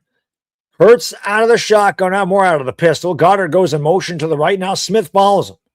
Hurts takes the snap, hands it. Oh, he does not hand it off. The play action pass, throw, caught, touchdown, Philadelphia. And it's Dallas Goedert. Too easy. There is a flag in the play. Let's see what the flag is. And it's on Philadelphia. It's ineligible player downfield. That is it's a huge penalty. Sirianni is pissed. Ah, shut up, asshole. Shut up. Shut up. Motherfucker, you eat Pizza Hut.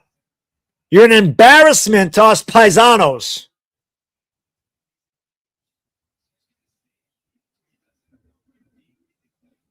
They're going to have to kick a field goal now. And now the officials say, you know what? We don't like that we called a flag, so we're going to pick it up, and we're going to give him a touchdown. NFL officiating once again in the spotlight.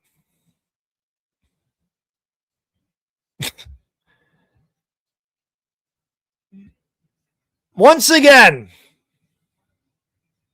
So give him the touchdown. I'm surprised they're going for the extra point here. I guess you don't want to chase that point. And this time, Elliott is good inside the left upright. Eagles lead 13-7.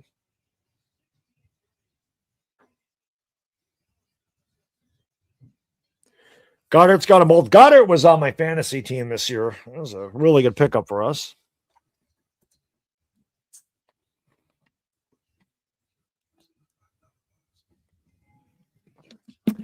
I just never understand how you could throw a flag and then you have the officials come in and talk and you decide you're going to pick it up. Why throw the flag then? I just don't understand why you throw a flag. If there's no penalty, then don't throw the flag. Like, what the hell did they see? It's just baffling. I see that so often where they throw a flag and it's like, oh, let's get together and figure out the script of the game. Oh, yeah, that's right. We can't have the Niners win. Give them the touchdown.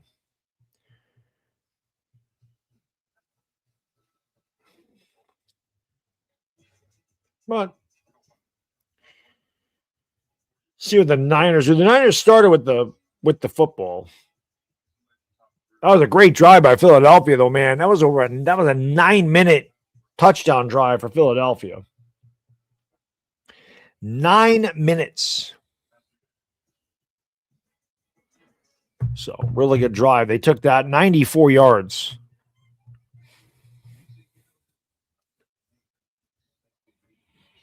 Jeremy says, referees call subjective penalties all the time because the league tells them how to call a game. I'm sure they do.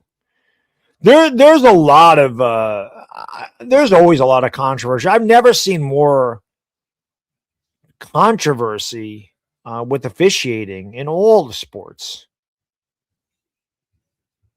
But I think the NFL's got the worst officiating of all the sports. I don't think it's close.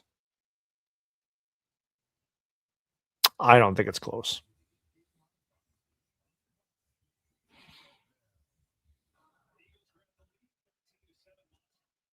So it is what it is, but it's always going to be a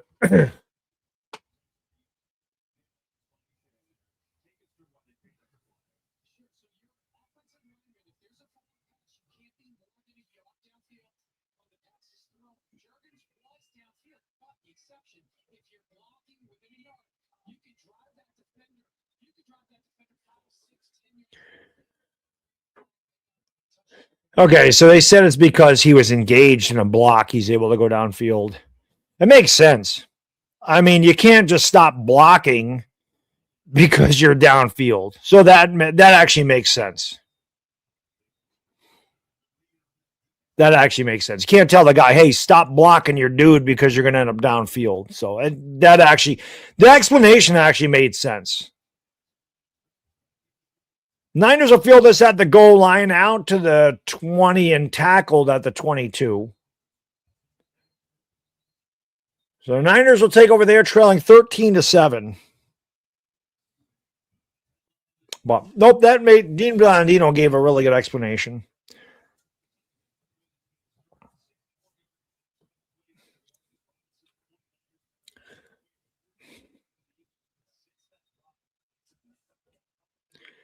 Niners went right down the field with ease in their first drive. Since then, they have done absolutely nothing.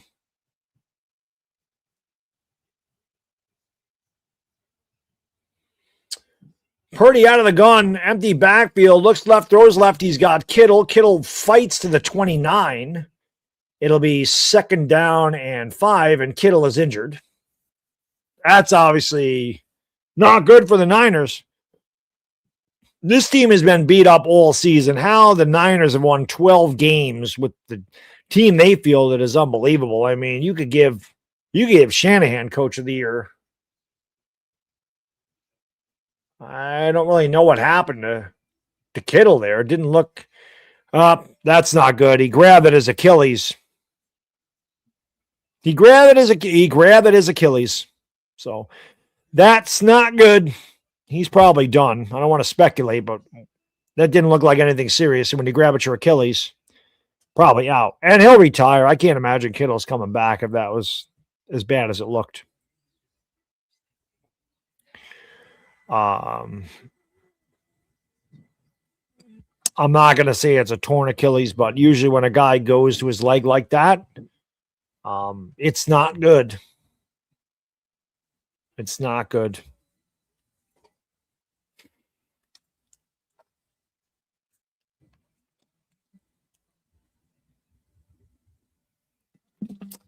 How many likes do we have, man? Let's get these likes up. We're at 213. Appreciate y'all, guys and girls, tuning in. A little hate watching here, obviously, rooting for the Niners, but I did have the Eagles winning this game. 21-13 was my pick. I forgot the Patriots and Chargers played. I only put 5 games on the. I only put 5 games on Twitter. I'll pick the Patriots. I totally forgot they played. I missed it. I missed a game. But I'm 3 for 3 so far, man. I totally forgot the Patriots played tonight. But yeah, I had the Bears. I have the Bears. I had the Eagles. I had the Rams. I had the Bills. I have the Texans. And I picked the Patriots, even though I didn't put that on Twitter, but I think the Patriots will handle their business tonight. This is a big drive for the 49ers. I mean, you're down 13-7. Eagles just had a 9-minute drive. George Kittle is done. Obviously, he is going out of the cart, so that's a torn Achilles. He'll miss next year. And oh yeah, you could see his calf. You can see his calf pop. You can see his left calf pop. He's done. He should retire. That's probably it for Kittle. He's not going to be back next year. So, but it's a big drive of the Niners. 2nd down and 4. Purdy looking, throwing. Got him, man. It's Robinson. He breaks free to the 45, to the 40, 35, 30. Still going out of bounds to the 25. Robinson's got to be over 100. I'm sorry, that's Juwan Jennings. I get these guys mixed up. I said Jennings the first time. Jennings with the big play. I mentioned this the last drive. The biggest plays for the Niners have been in the middle of the field, and they've been going outside the hash marks. Great throw by Purdy. Bad angle by Blankenship. And that allowed Jennings to get an extra 25 yards. Well, the Niners need to attack the middle of this field. This is where they have had their biggest plays. Again, I'd say they're in field goal territory, but that is a very, very gusty wind today. It's going to be tough to kick. Purdy drops back to pass again, throws it out to McCaffrey. What a catch by McCaffrey. Makes a guy miss, gets down to the 20. It'll be 2nd down and 4. Good response here for San Francisco. You did not want to go 3 and out. Like I said, the Eagles just had a 94-yard, 9-minute drive. Eagles will start with the ball in the second half. So you did not want the Eagles to double dip on you, meaning score at the end of the half and then score at the beginning of the next half. That's what I'm saying, Chino. You could see his calf just give. 2nd down and 4, single back set. Juszczyk goes in motion. 1 on the play clock. They just get it off. What a block by Juszczyk. McCaffrey's tackled after a gain of 3 down to the 17. It'll be 3rd down and 1. Purdy is 7 for 9 for 134 and a touchdown. 74 games missed by week 1 starters. Wow, that's only the 3rd most in the NFL. Who the hell has got more than that?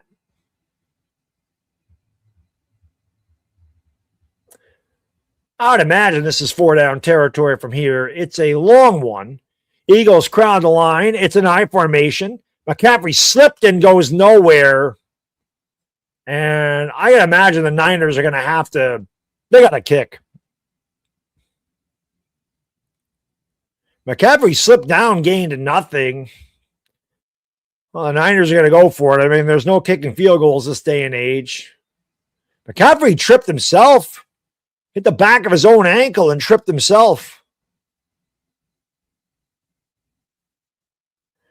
That crowd is loud. They're going to say 4th down and 2.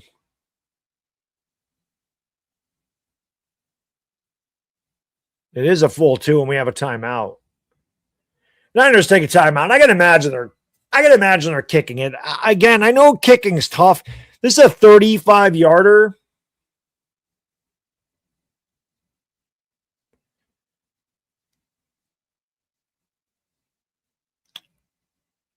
I'll be surprised if San Francisco goes for this.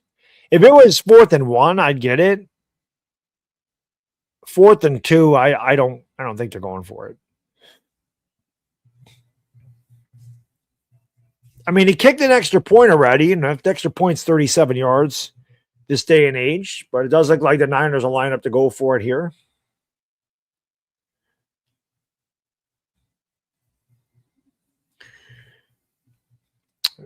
Nope, they're going to kick the field goal.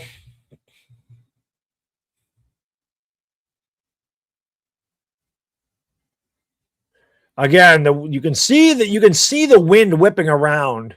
It's calmer than it was. Here's Pinheiro from 36. Snap, spot, kick is good. That's the right call. 13-10. That's the right call. You run the ball there. If you get a yard or more, you go for it. But I think with him getting no yards and maybe even losing a half yard, you kick the field goal. Because now you're only down by a field goal. But it's going to be big on this Niners defense now because the Eagles have plenty of time. They're up by 3, and they will start with the ball in the second half. So obviously, this is a huge sequence for the Niners defense.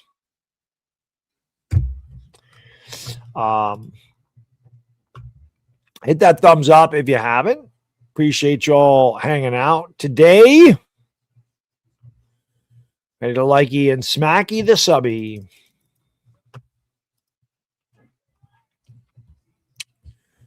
$2.50 to go.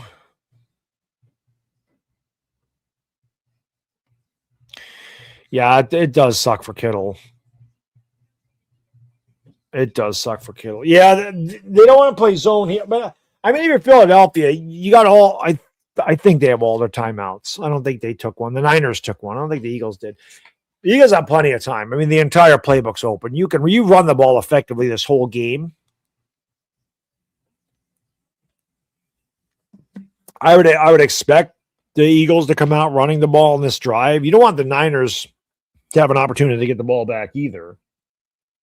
So I would imagine to come out running the football. You've run it very effectively, and you don't really want to put the ball in harm's way. Hurts has been, okay. He hasn't been terrible. I don't think he's been great either. He almost threw a pick six. He overthrew one of his receivers by 10 yards. But he's made some decent throws. It's kind of an average game for Hurts, I think Kittle's done, if I'm being honest. Nothing. Because with 9 months, it's probably 9 to 10 months recovery. I mean, you're talking December at that point by the time he gets back into a game, probably. He's older. He's been around forever. He dealt with some injuries this year. So we'll see. But I think the Niners have to continue to expose the middle of the field. Like, their best plays have come in the middle of the field. They have not been able to run the ball. That has been a big thing. The Eagles have done a great job of shutting down McCaffrey in this first half. So I think if you're 49ers, if you want to get McCaffrey involved, you're going to have to try to do some screens or some outs or whatever. The ball goes into the end zone. The Eagles will have it at the 35.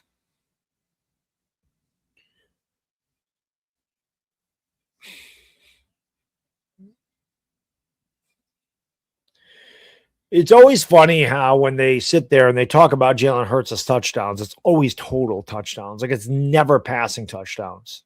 Never. Never.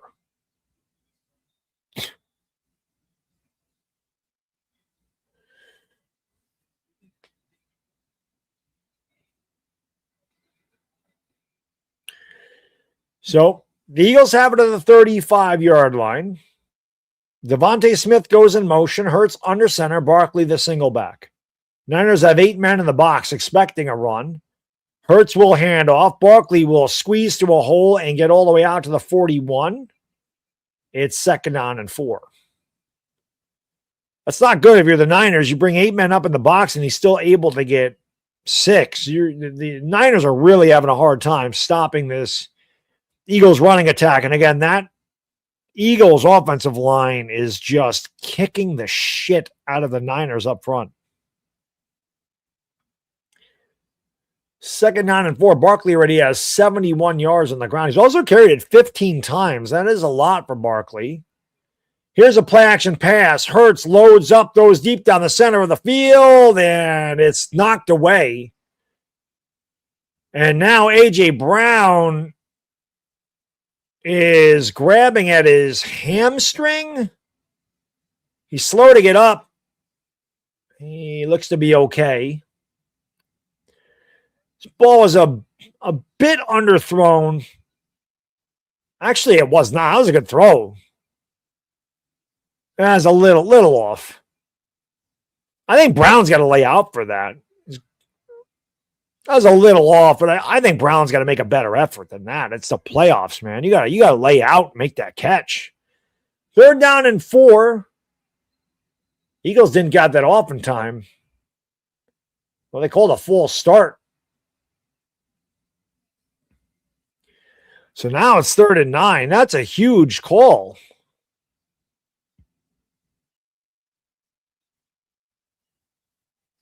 Bono, what's up, buddy? I'm not singing that crap. I want the Eagles out right now. I want the Eagles out right now. I want him out now, Daddy. Third down and 9. Hurts changing the play.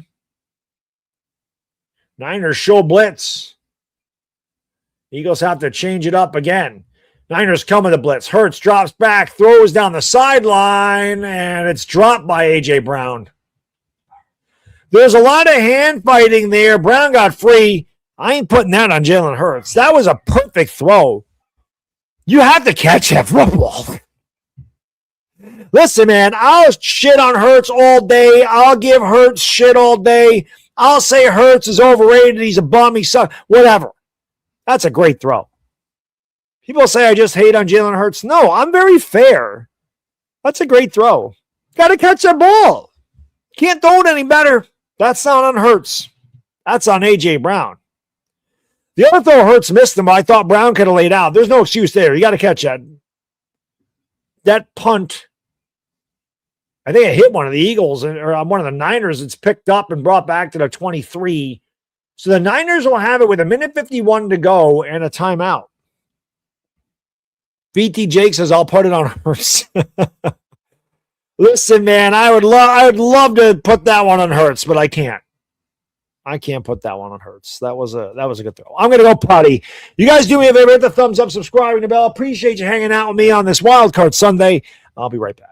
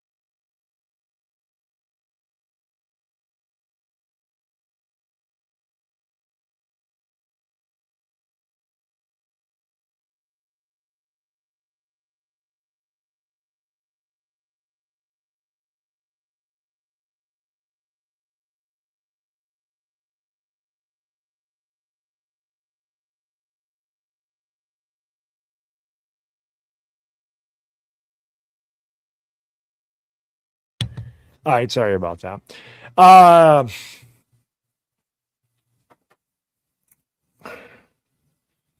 A.J. Brown got to catch that football. It's playoffs. You got to make plays in the playoffs. So.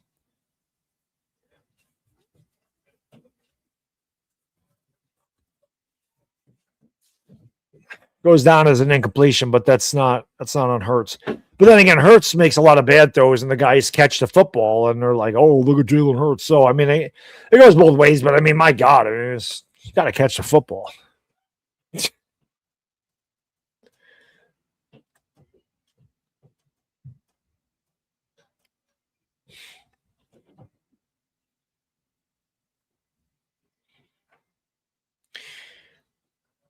Sirianni got right in his face. I wish Brown just hooked off one time. I wish he just hauled off on him and hit him right in the face. From the 23, they're going to hand it off to McCaffrey, and he gets out to the 27. Probably his best run of the day. Eagles have done a really good job. I'm surprised the Eagles didn't take a timeout there, if I'm being honest. Niners started with a 76-yard drive and a touchdown. They punted on 2 3-and-outs. The last one, they got a field goal. The Eagles have all 3 of their timeouts. I'm actually surprised that they didn't use one there. If on the Niners, I'm probably going to run it again. They do not. Purdy in trouble, and he's going to go down. Now the Eagles will use a timeout. First sack of the day for either team. I can't believe that the Niners didn't run the football there. Phillips got in there and Carter cleaned it up. But I'm surprised that the Niners didn't run again. Because if you get a few yards, you still have a timeout and you still have a minute, over a minute to go. If you don't get any yards, the Eagles got to use a timeout, which they do there in a sack, but you also would have it 2nd down and 4. Now it's 3rd down and 11. I was surprised that they didn't run there. I thought running would have been the better option.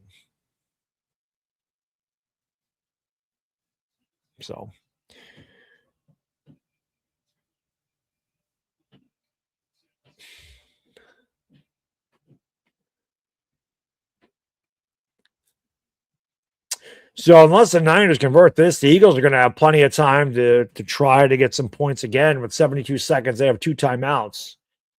Oh, they just jumped. This is going to be a free play for Purdy. He'll throw. He's got a man wide open. It is Robinson. And it's going to be a 1st down after a gain of 15. And he gets out of bounds. So that's big. Big conversion, obviously. But the penalty gave them anything they wanted to do there. Carter jumped off sides. And Robinson's had a huge game.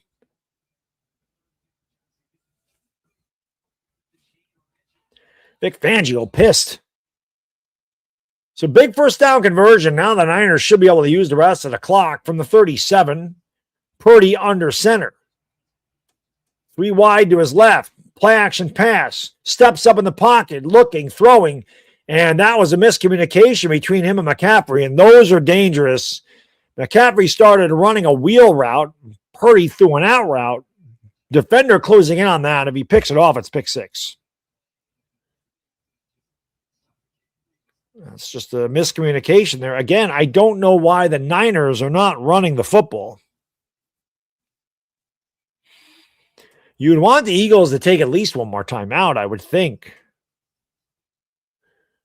Purdy's been pressured 3 times and sacked once out of the shotgun from his own 37. 2 on the play clock, and the Niners are not going to get off. They'll use their final timeout. That is huge. The Niners used their final timeout with 1:02 to go in the half. That's big. Don't really understand what they were doing there.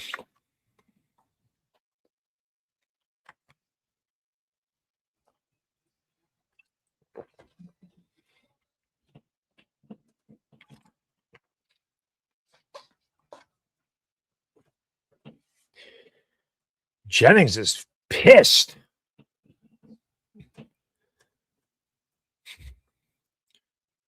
Kendrick Bourne didn't know what the hell the play was.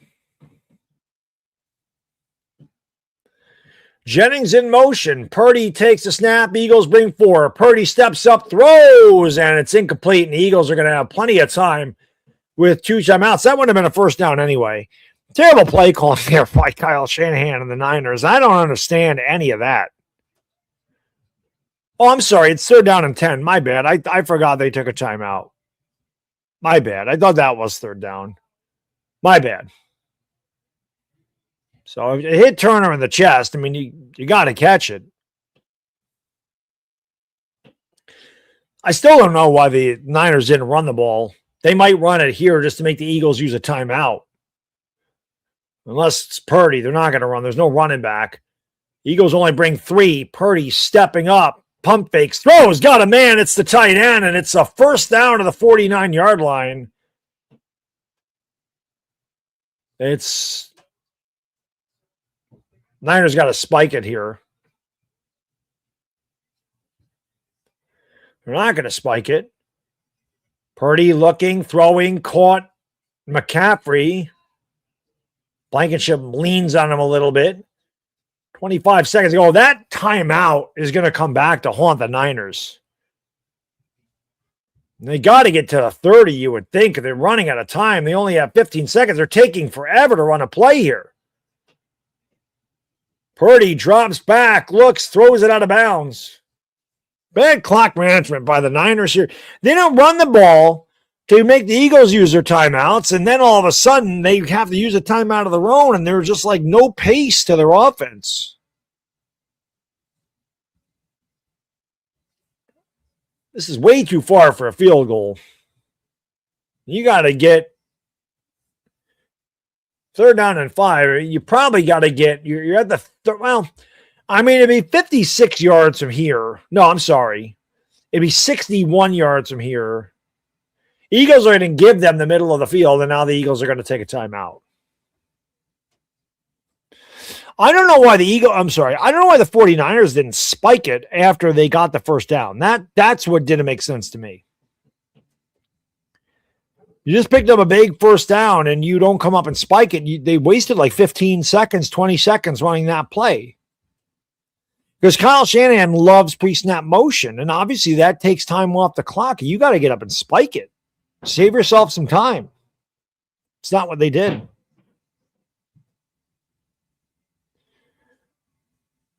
This is, again, I kind of figured this game was going to go this way, though, man. You kind of figured a low-scoring defensive game. Well, I don't think either defense has been fantastic. I think it's just been like a little good and a little bad from both teams. Eagles obviously giving them the middle of the field.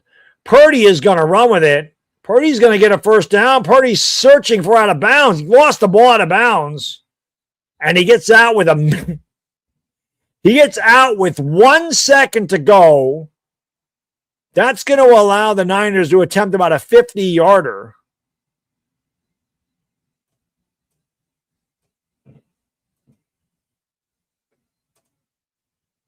What are they calling here?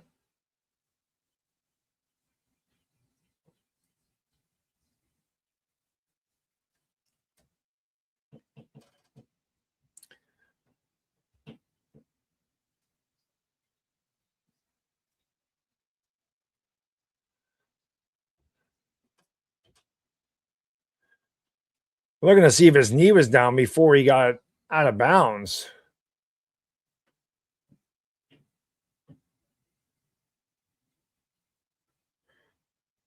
He was fumbling the ball. I don't think his knee's down there.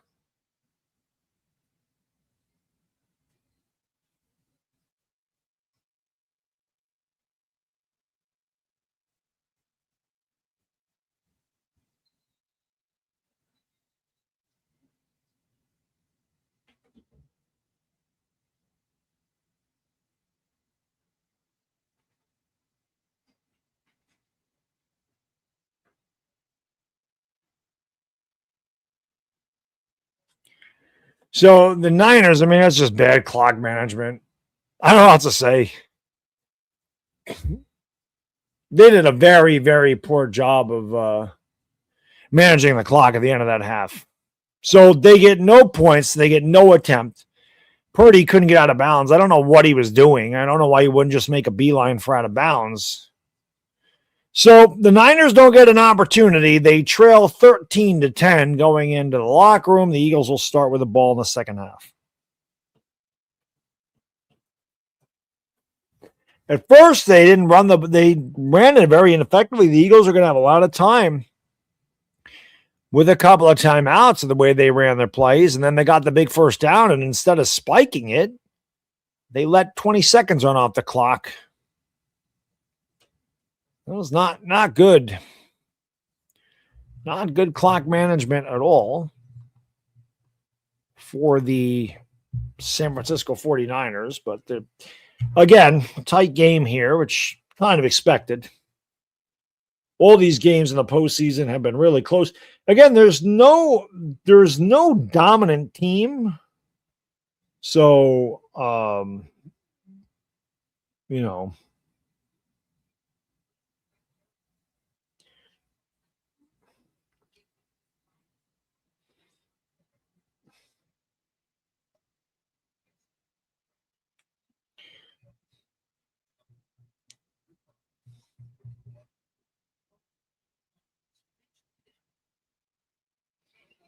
I don't know.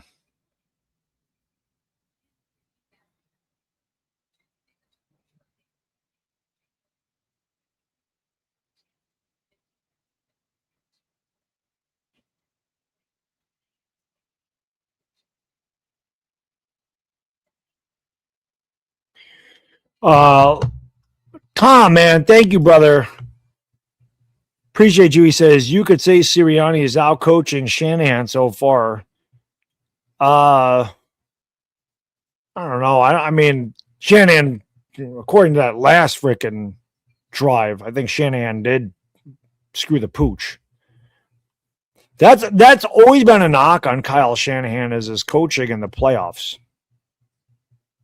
But I mean, I don't know. That was a bad drive. The rest of it, though, I think it's kind of gone status quo. Honestly, I didn't like Sirianni when he went for it. What was it, 4th and 2 from the 48? Like I didn't understand that either. When they got stopped, even though the Eagles forced a punt, I thought that was a stupid call too. It wasn't like it was 4th down and 1 or less than 1. I felt like you got a good defense. He probably should have punted it and pinned him deep. So, there's coaching mistakes on both sides. But Shanahan really fucked it up there. In my opinion. Let's look at the stats in this game. So Brock Purdy is 10 for 15, 168 yards and 1 touchdown. Like I said, the Eagles have done a fantastic job on McCaffrey. McCaffrey has 8 carries for just 13 yards. The Niners only have 23 yards rushing as a team. Demarcus Robinson leading the way with 4 catches for 81 yards and a touchdown. Juwan Jennings had a big catch for 45 yards. McCaffrey 3 catches, 22 yards, and most of that in the middle of the field. Their biggest plays have come in the middle of the field. For the Eagles, Jalen Hurts is 11 for 16 for 93 yards and 1 touchdown. Barkley has run the ball very effectively.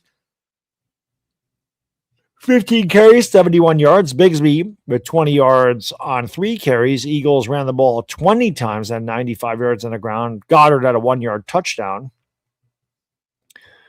Receiving-wise, Devontae Smith has 4 catches for 26 yards to lead the Eagles. Brown has 3 catches for 25 yards, but he should have had at least 1 more catch and many more yards. He totally dropped a nice pass by Jalen Hurts. So that's where we are. George Kittle appears to have torn his ACL, so he will probably retire, I would imagine. But Eagles will start with the ball in the second half.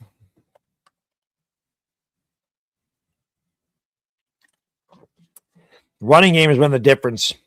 The Niners have been unable to do anything on the ground. The Eagles have dominated on the ground. So if the Niners are going to win this game, they're going to have to flip that script in the second half. They're going to have to find something on the ground, and they're going to have to make Jalen Hurts put it in the air. That's what's going to have to happen. So we'll see.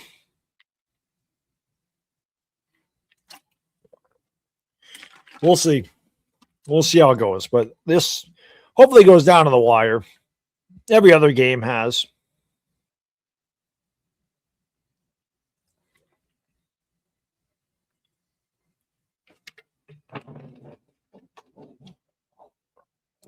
Panthers J-Dub.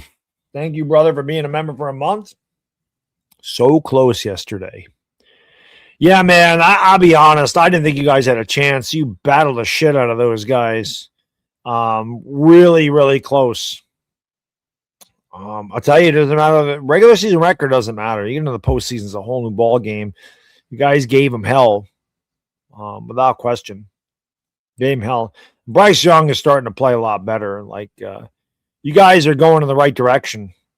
That's for sure. By the way, I think it was you. It was a while ago. I'm pretty sure it was you because again, when I get donations to my PayPal, like I never expect it because I never even mention my PayPal link. But if I'm not mistaken, you did. It might have been you. I don't know. I thought it was you because I thought it had something to do with your name there or whatever. But I appreciate the donation. It was a while. It was a couple weeks ago. But if that was you, man, I appreciate it. For some reason, I thought that was you. So I appreciate that very much. Because again, I don't ever expect it. I never check PayPal. I'm not one of these guys that has my cash. I don't have a Cash App anyway. I don't have a Cash App. I don't have a Venmo. I don't have anything. I have PayPal. That's it. And I never mention, like, I don't have it scrolling across my screen. I have it in my description, but I never say, hey, my PayPal link is down there. But I appreciate it. Yeah, all the games have been good so far, Scott. Without question, they've all been worth the price of admission. They've all been worth the price of admission. Yeah, I appreciate that, Panthers J-Dub. Thank you. I thought it was you, and I think I saw you be like maybe a week or whatever it was, and I forgot to tell you thank you for that. So I appreciate it. Because again, it's not something I think to check, and I saw it in my email. Like, oh shit, somebody sent me some money. I never mention it. I just put it down there. So,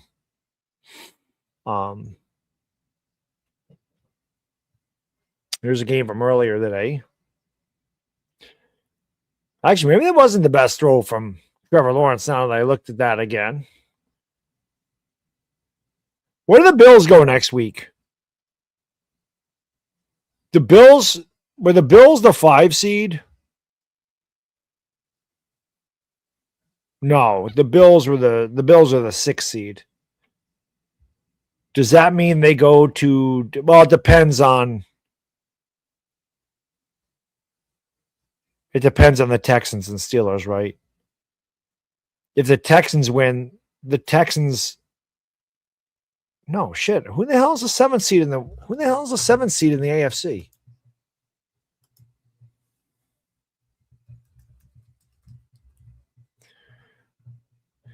Texans were 5th.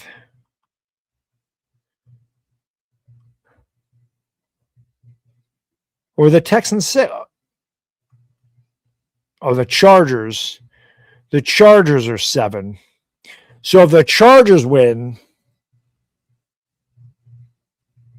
they would go to Denver. If not, Buffalo goes to Denver. Got 11-6 is the 7 seed. So if the Chargers pull off a major upset, they'll go to Denver. If not, Buffalo's going to Denver. That's where it is. And like I said, depending on how this goes, or when the Bills play it next week, like I said, I'm not going to do all the games. I just can't. I can't spend 16, 18 hours on YouTube on a weekend. I just can't. I can't do it. But I'll pick one game out to do, and maybe that'll be the one. Maybe we'll do that game next week. Hopefully the Niners win this game, and I ain't got to worry about the damn Eagles anymore. That'd be fantastic. But I did pick Philadelphia to win this game. Well, the Bills can beat the Steelers, absolutely. But the Bills aren't going to play the Steelers.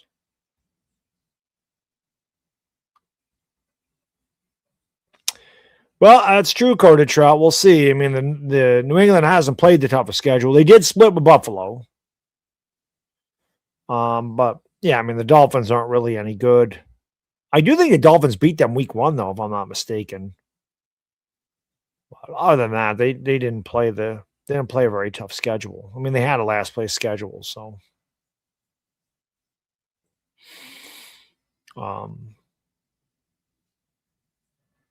see.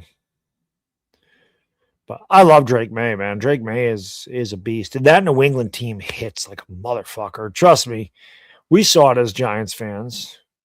Oh, the Raiders beat the Patriots week 1. I knew they lost week 1. I just couldn't remember who the hell it was to. There's always those anomalies. That was so long ago. I forgot the Raiders beat them in week 1. There's always those anomalies. Like when the Giants beat the Eagles 34-17. Who the hell saw that coming? You know? Who the hell saw that coming? Not I. I enjoyed the shit out of that for 10 days, though. I trolled Eagles fans every day with that one. That was beautiful. Every day I'd wake up on Twitter. I'd wake up and go to Twitter, and I would, I'd get to work, and I would go on Twitter, and I would just post the box. I would just post the score. That's all I would do. I just post the score up there. I just show the scores. Good morning, Giants fans, and just put the like this, up here, and just say 34-17. It's funny. I'm really good at trolling Eagle fans, man, especially on Twitter. Twitter's fun.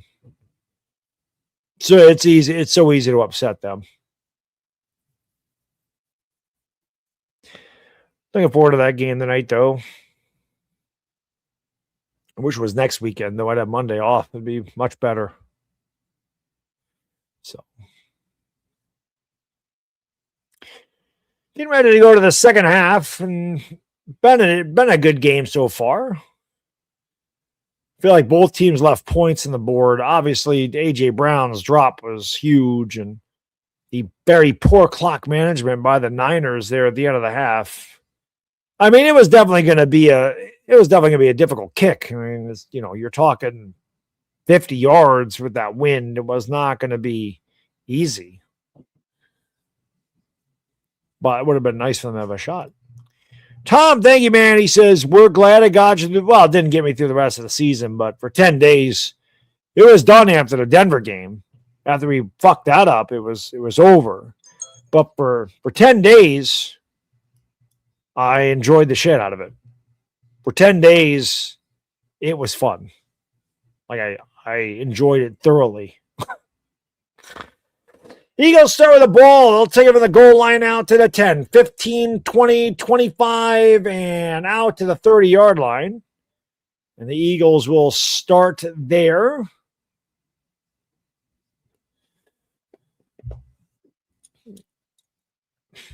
Tom Rinaldi reporting.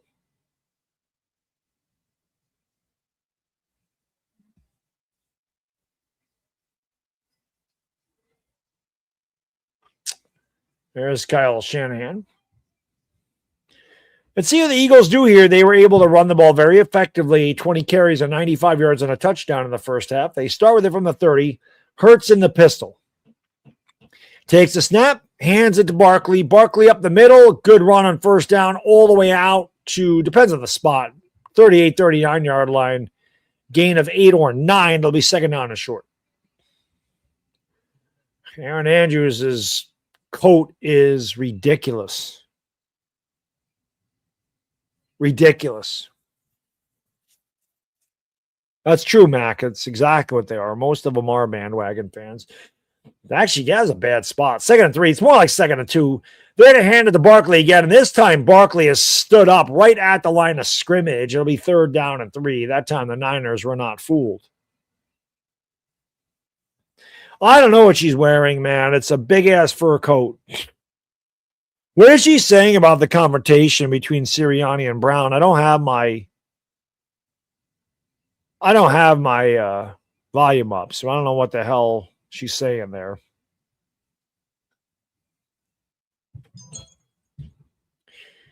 Third down and 3. Big third down here. From the 37, they got to get to the 40. Man in motion is Devontae Smith. Hurts out of the shotgun, takes the snap. Niners bring 4. Hurts looks, throws. He's got Barkley, and Barkley dropped the football. Barkley was trying to run before he caught it, took his eyes off the ball, was looking to make the defender miss, and Barkley ended up missing, and Devontae Smith gingerly walks to the sideline, and that obviously would be a major loss. I don't know what happened there. Is that a hammy? He just kind of came up lame there. We already know the Niners are without Kittle. We'll take a look and see what's going on with Devontae Smith, but that's a big stand for the Niners. Punt is away. It's a great kick. Fair caught at the 4. Why would you fair catch the ball at the 4? That's a terrible job. When it's inside the 5, you let it bounce. You don't catch the ball inside the 5-yard line. What are you doing? Well, the Niners will have it deep in their own territory. 13-10.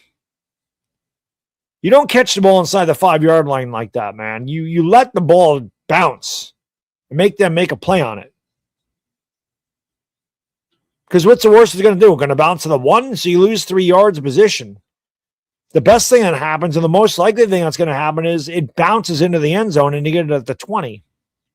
If you're going to return it, it's one thing. But you should, honestly, you should get away from the ball, block, and let the thing go into the end zone. Cruella de Vil code, I guess she was. She doesn't look like Cruella de Vil, though.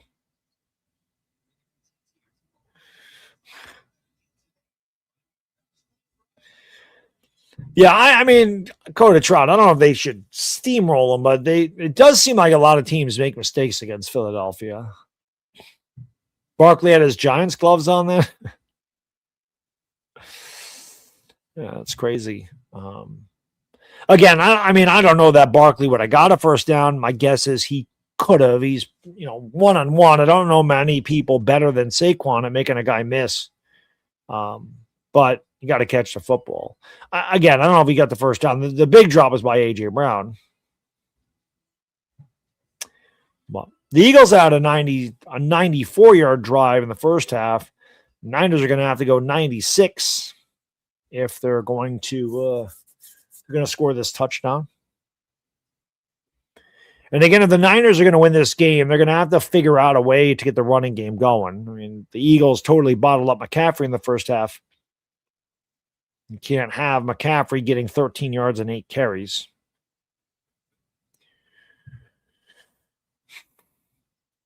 So Shanahan and company got to figure out something a little bit more creative to get McCaffrey some space. Bodo, man, thank you so much, brother. Appreciate you supporting the channel. Again, remember, supporting Big Bad Dog is supporting small business. So we appreciate you supporting small business. Little guys like me. I realize Philadelphia is a city of dumps. A lot of these players are doing dumb plays. Here is Purdy out of the end zone, running, faking, and pushed out of bounds after a gain of 6, chased out by Bond. A lot of these players are doing dumb plays. Example, doing a fair catch at the 5-yard line, dumb. Yeah, I don't know. Again, if you're going to return it, if you have room to return it, you can return it. But if you're going to fair catch it, I think you have to let the ball go. If you can't return it, you know that. You move away from the ball, you block the guy coming down, and you let the ball bounce into the end zone. It just doesn't make sense. It must be a disease. You automatically lose IQ points being in Philly. Maybe that might be true. There's a handoff to McCaffrey, and he has stood up after a gain of, depends on the spot. He might have got within a yard of the first down. And it was a flag in the play. A little extracurricular activity afterwards. Oh, that was Jordan Davis or Zach Bond, whoever hit. Oh, right there. It's on Epps. Epps is going to get flagged 15 yards for pulling the defender's helmet off. That's stupid there. I mean, that's just a dumb penalty. It's a selfish penalty. That's going to cost your team 15 yards. And now the Niners have a first down instead of 3rd and 1. Not smart. That's some Giants shit. The Giants do shit like that. So that's a big first down for the Niners, and now they're out of the shadow of their own end zone. Slightly hands in the face. We all know the Eagles are a bunch of dirty fucking players anyway. Caca. The Niners have it at the 19. I guess it wasn't personal foul. It was a 10-yard penalty. Handoff. I'm sorry, it fooled me, and the Niners drop it.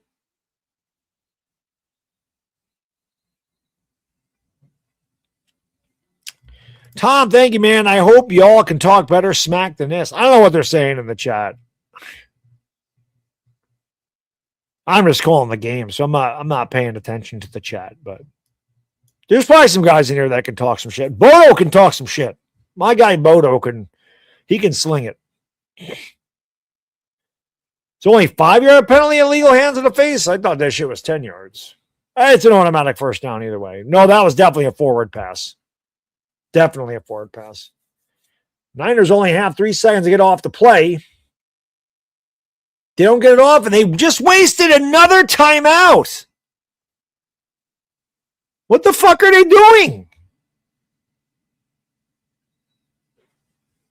So again, they did this shit in the first half a couple of times of poor clock management, and now again they wasted timeout at the beginning of the third quarter in a 13-10 game. That is bad.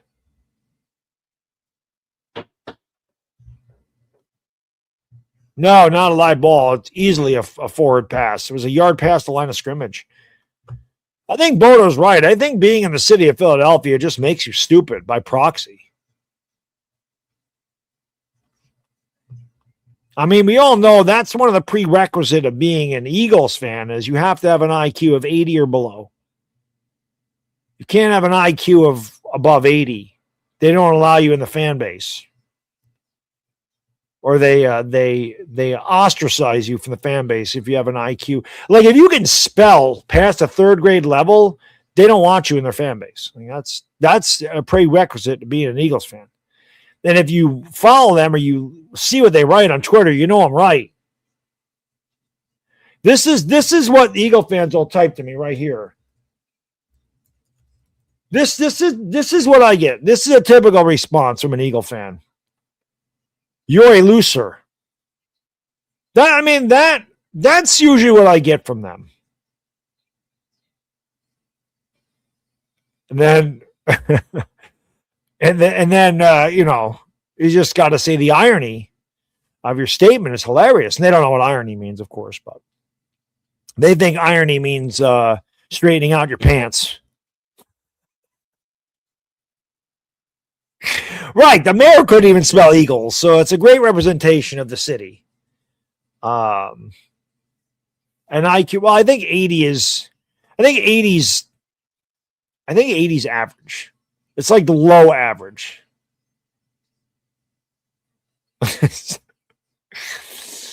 I like the you're a loser or you're a idiot, not an idiot, but you're a idiot. This is funny. That's Eagle fans. I mean, they do eat horse shit. I mean, what are we talking about here? They're a special. It's a special fan base, and again, when it goes outside of the division, there's Packer fans. I mean, there's teams outside of the division that get on this team, this fan base's case for a reason. So. Tom, thank you. Says irony guy in the Yankees hat calling out. So what have the Yankees won in the last 16 years? Purdy drops back to pass, looks, throws, caught. What a catch by Robinson. It was great coverage there by Adoree Jackson. Robinson just made a great catch. First down. How am I a bandwagon fan, bro? They haven't won since 2009. Like, what am I bandwagoning? If I was a bandwagon fan, wouldn't I be a Dodgers fan? You got to do better than that if you're going to come at me, dude, because that shit ain't going to work with me. I'm a fucking I'm a great trash talker, but you got to do better than that. They haven't won since 2009. What the hell am I bandwagoning here? Here's Purdy on a play action pass. Looks, throws deep down the middle, and it's incomplete. Actually, it was going to the sideline, and it was wide.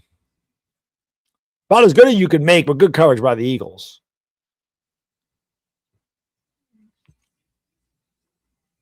Yeah, I'm trying to figure out what I'm bandwagoning. I'm also a Giants fan, so, I mean, what the hell am I bandwagoning here?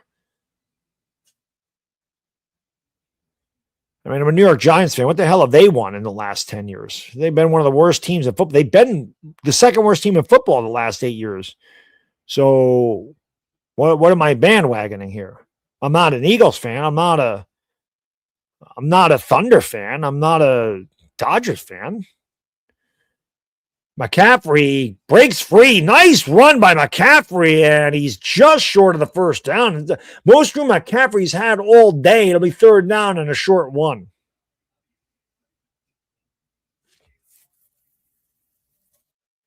I just don't understand the comment. I just don't understand how you can say someone's a bandwagon fan when a team hasn't won shit in 16 years and they've won once in 25 years. Like, what are the Yankees a bandwagon of? It would have made more sense if you came up with that comment, 25 years ago. They're going to push forward. Purdy gets not even a tush push, just a quarterback sneak, got 4 yards and an easy first down. I don't think the Eagles are expecting that. So the Niners have driven out from their own 4 to near midfield. McCaffrey on the sideline with a big jacket.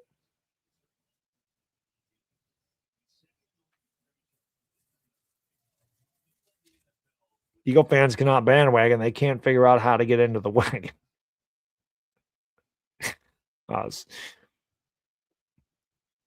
From the 46, born in motion, Purdy under center. Play action pass. Eagles are pressure. Throws. And it's picked off. It is picked off. It's Quinyon Mitchell.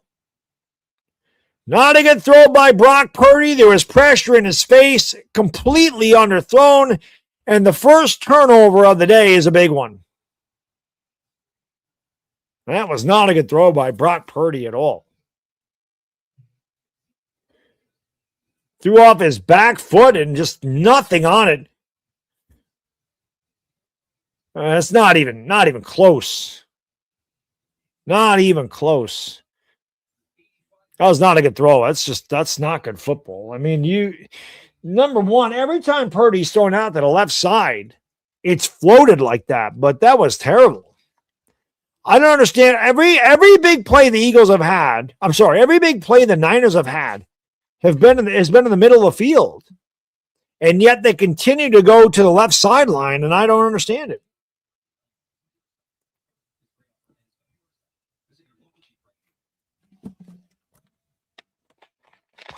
I don't get it. I just don't understand some of the play calling in this game. I don't understand that because, again, I feel like the Niners have been really good in the middle of the field, not so much to the sidelines. That was a bad throw. That was a bad throw. Yeah, Chuck a duck throw. He's got to throw that out of bounds, Scott. He's got to throw that out of bounds. I want to see if there's anything on Devontae Smith. Let me go to X really quick, see if I can. Well, I should have just typed in Devontae Smith.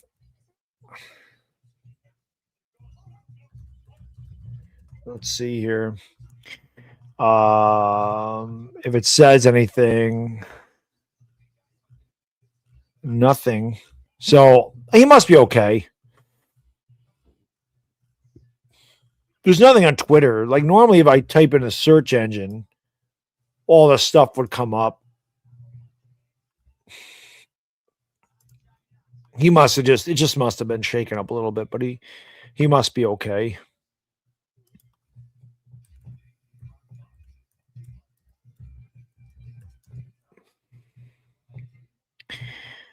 Let's see.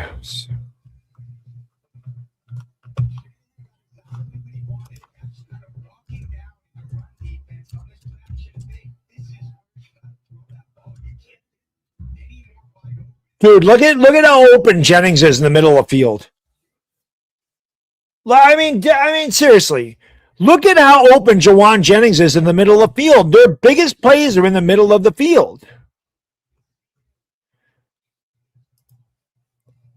I mean, what are they doing? I mean, they've had those in the middle of the field all day. Smith is back out there, so no harm, no foul for him. Barkley in the backfield, Hurts out of the pistol. Play action pass. Hurts rolling out to his right, looking, throwing. Throws it out of bounds. Good coverage by the Niners.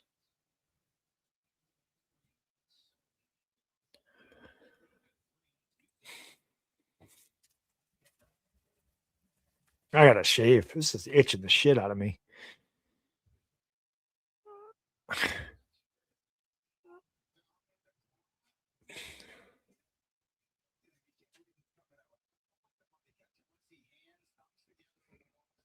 Second down and 10, Eagles from their own 48. Smith in motion, so he's okay. Whatever ailed him is fine. Hurts is going to run in a quarterback keeper, and he's got plenty of room, and he'll get a first down. First designed run for her. Well, there's a flag. We'll see what that is. This could be coming back.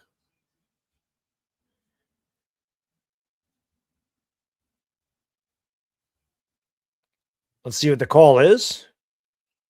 And it is on the offense, so that'll be 10 yards. It'll be second down and 20.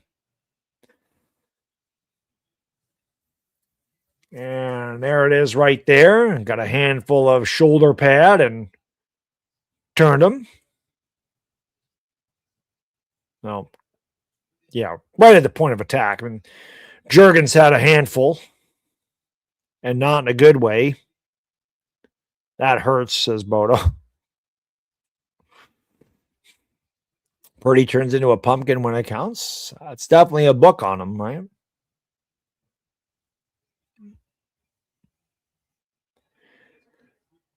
It'll be second down and 18. Sorry, I don't know where the hell I got second and 20 from.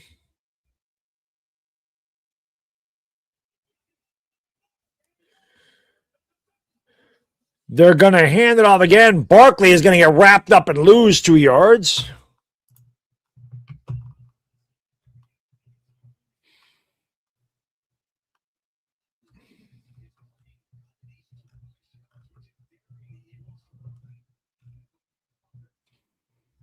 So third down and 20.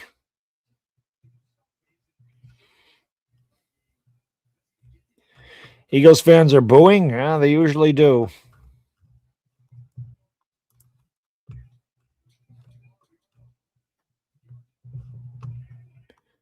Third down and 19. Hurts all day, throws to Goddard, caught but well short of a first down, and the Eagles will have to punt. So good job of the Niner defense standing up after the turnover.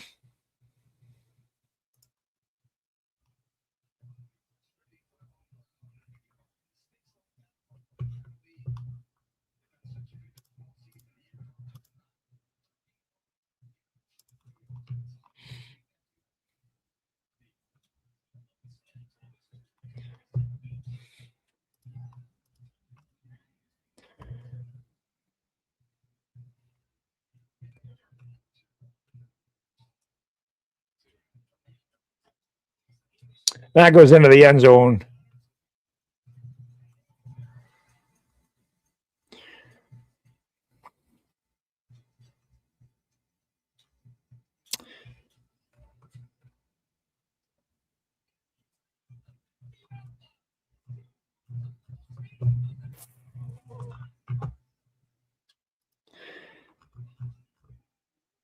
Because there's all, yeah, they're booing. I mean, they do. That's what Eagle fans do. They boo all the time. That's what they do. Yeah, actually, I saw that comment pop up on my StreamYard. And then when I went to my YouTube to get rid of it, one of my mods must have already done it. Yeah, there's no need for that shit, man. Grow up. Grow up. Grow up. I put up a lot of shit in these chats. I'm not putting up with racism bullshit. I'm not putting up with that shit. They did boo Santa Claus. That they did. Hit that thumbs up, man. Let's get 300. We're at 269.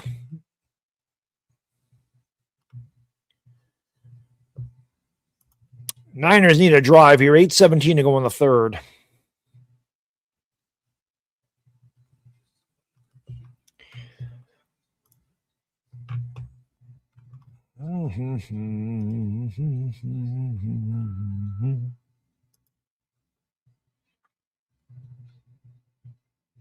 Yep.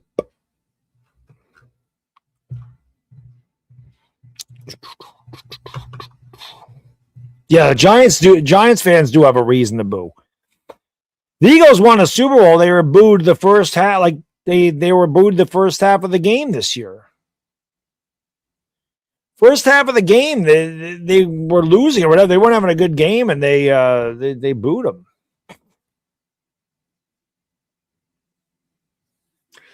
So let's see if Brock Purdy, how he responds after the terrible interception.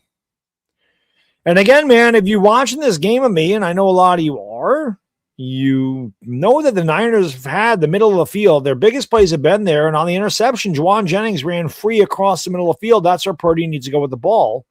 He did not. They continue to throw the ball out, to the left hash. And I don't understand why they keep throwing the ball to the left sideline.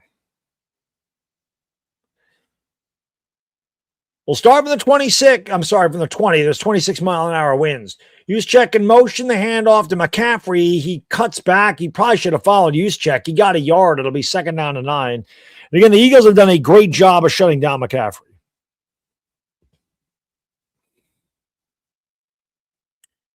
There's Brock Purdy, 3rd in total touchdowns, 3rd in passer rating. Best in the NFL in red zone touchdown percentage and 3rd down percentage, averaging 31 points a game since week 11, since Brock Purdy came back. But today, it has been very tough sledding against one of the best defenses in football. They have not been able to run the ball effectively at all. Eagles bring pressure. Purdy throws behind the intended receiver, Tonjes. And it'll be 3rd down and long. Eagles brought pressure there and got there quickly.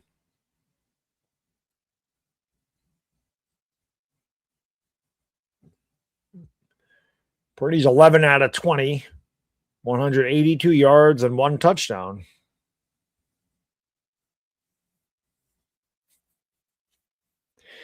Bodo, I don't think they're gonna have to score against other teams. I think the Niners, though, man, I think they should be okay against this team. Although Niners have scored a lot recently. Eagles bring in pressure. Purdy has time. He looks, he throws, and I don't know what he was throwing to it. They actually did the Niners line did a really good job against the blitz. And Purdy just lofted it out there again.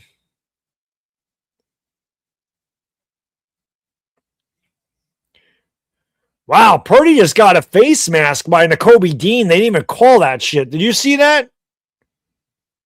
How does the quarterback get ripped in the face like that and there's no flag? Nakobe Dean pulled his face mask. Where the fuck is the 15-yard penalty? Come on, man. How do you miss that? That's a terrible punt. And it's the Niners are letting it roll backwards. The Eagles are going to take over the Niner 46. What a terrible punt. It's about a 20-yard punt.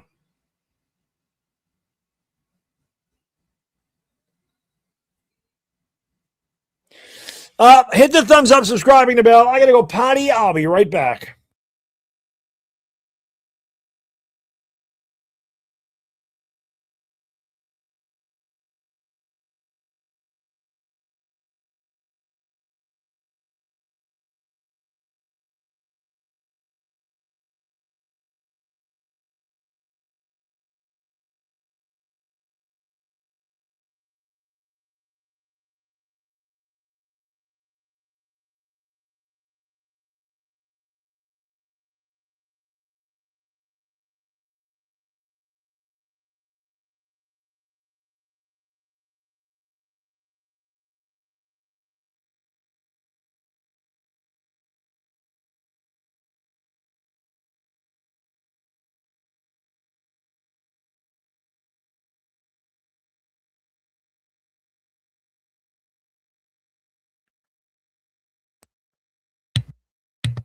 There we go. Finally, damn microphone working.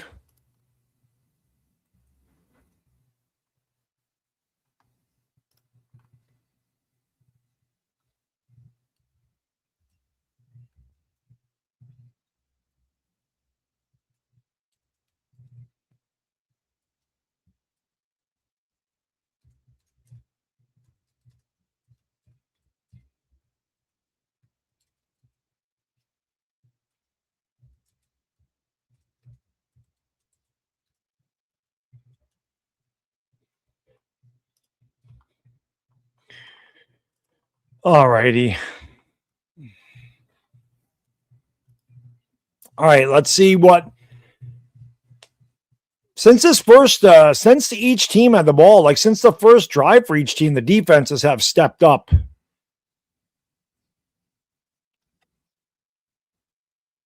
Well, the Eagles have great field position here after another horrible punt by Morstead. He is averaging probably 25 yards a kick.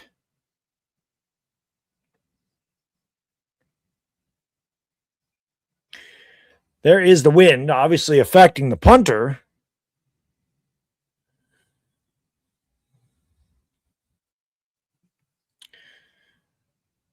Again, no gimme field goals in this weather. Eagles starting great field position at the Niner 46.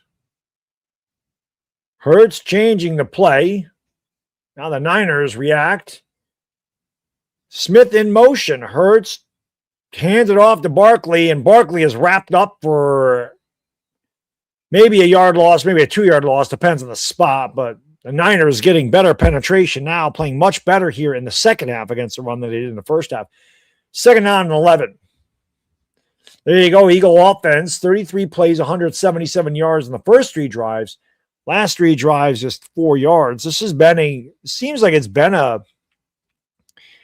like the story for the Eagles. Their second half offense a lot of times is not very good when teams make adjustments. It will be second down and 12. Bigsby in motion. Hurts takes the snap, drops back, throws it out in the flat to Smith. Good block by Bigsby. Smith almost got a first down. He got 11.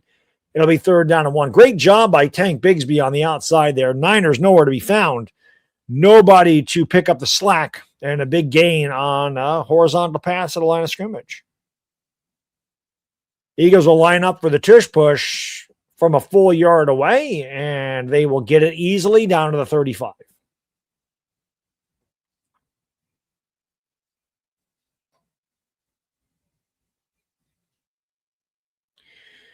You could tell the center moved wicked early. Hurts didn't even have the ball. And Juergens moved. Hurts didn't even have the football, and Juergens was moving forward. How's that not a false start? Bullshit. From the 35, they will hand it off again. It's Bigsby, and Bigsby running laterally. Maybe got back to the line of scrimmage. It'll be second down and 10.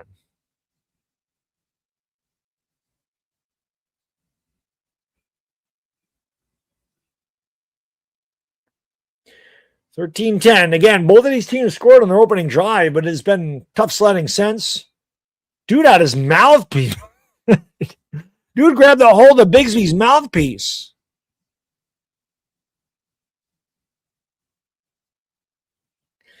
Second down and 11. Hurts out of the shotgun. Smith flanks him in the backfield. Barkley goes in motion. Eagles didn't get that playoff in time, but they're going to allow him to get the playoff in time, and Smith is going to get about 7 yards before being driven to the ground. Maybe 8. It'll be third down and 3. So again, the Eagles are able to get away with a delay of game. That clock easily hit 00. And it was not a split second afterwards. It was at least 1 or 2 seconds. And again, the Eagles are allowed to get that playoff. So you can see where the officials are lying now. The face mask that was missed. That was obviously a delay of game that should have been called. Not called. They're down in 3. Niners showing blitz. So they crowd the line of scrimmage. And they can it off. And an easy first down for Barkley, a gain of 5.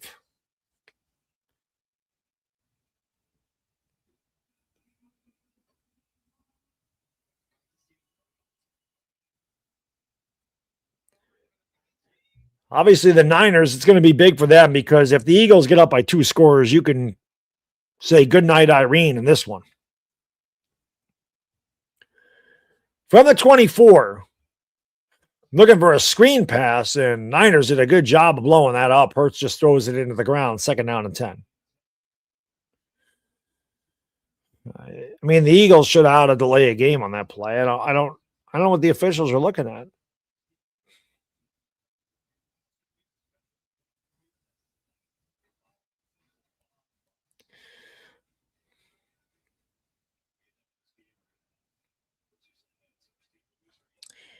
Second down and 10, Philadelphia from the Niner 24.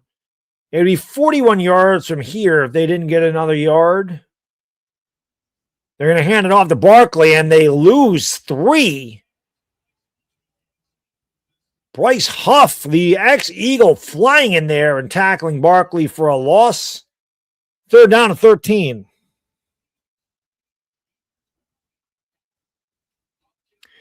Goddard got away with a hold there, too. My God. I mean, he was holding Bryce Huff. And it didn't matter.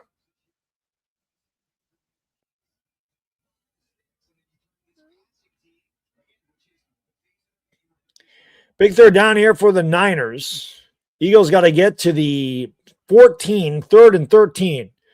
Hurts drops back. He's going to run on a design quarterback draw, and he kind of got the yards back that Barkley lost. I don't know what the hell that play call was. Gain of 4. And this should be about a 40-yarder for Elliott. I'm sorry, 43-yarder for Elliott. No, I'm right, 40 yards. 41.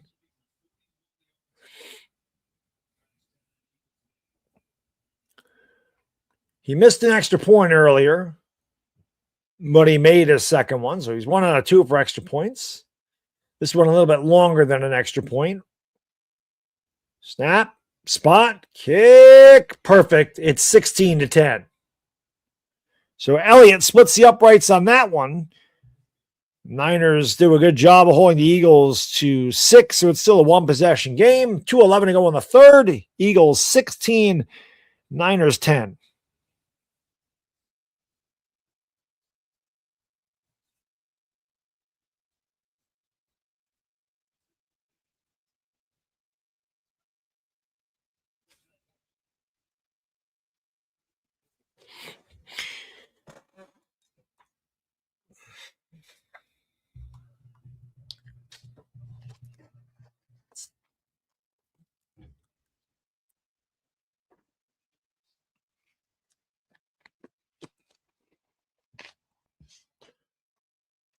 Somebody say Hurts looking like he has brain damage.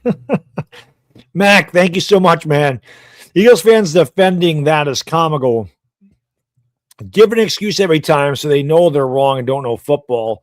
We know it's a delay a game. I mean, Eagle fans really, a lot of them don't know football. And it's because they're not football fans. Like I said, they just jumped on the Eagles bandwagon because they won a Super Bowl.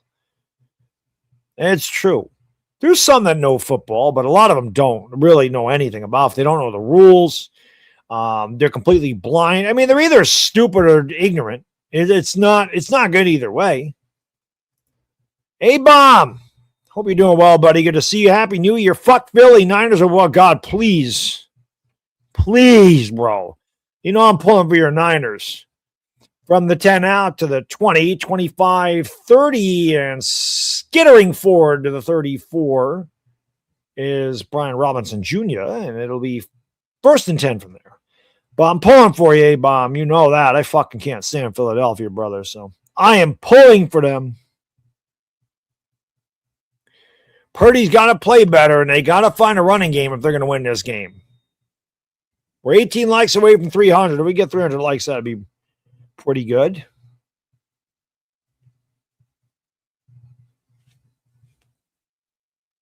.205 to go.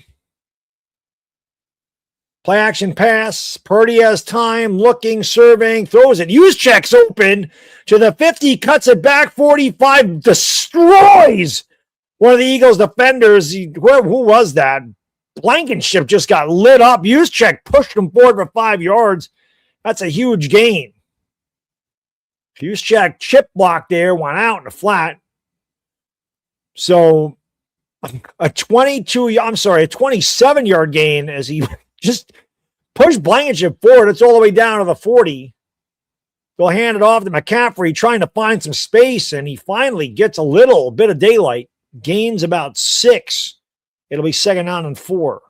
Yeah, Juszczyk is like, you don't see many of those Juszczyks. He's a throwback. You don't have a lot of fullbacks in the league anymore.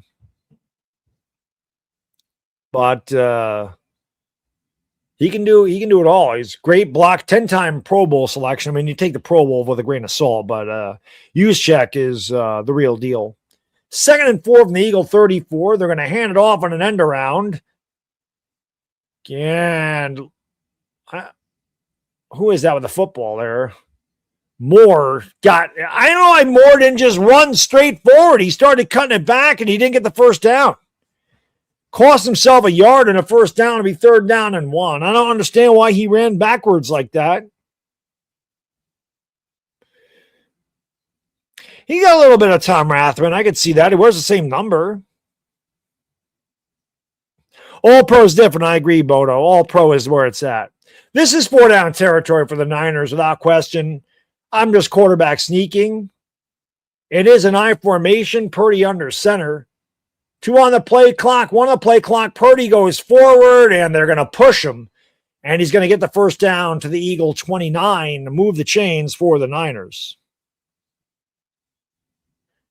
That'll take us to the end of the 3rd quarter. We got a good one here in Philadelphia. 16-10, Eagles, Niners on the move.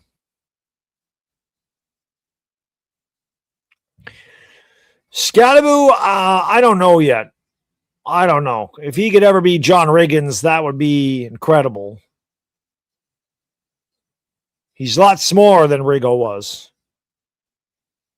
He's built more like Mike Allstott. I don't think Mike Allstott was very tall. But Riggins was a big guy.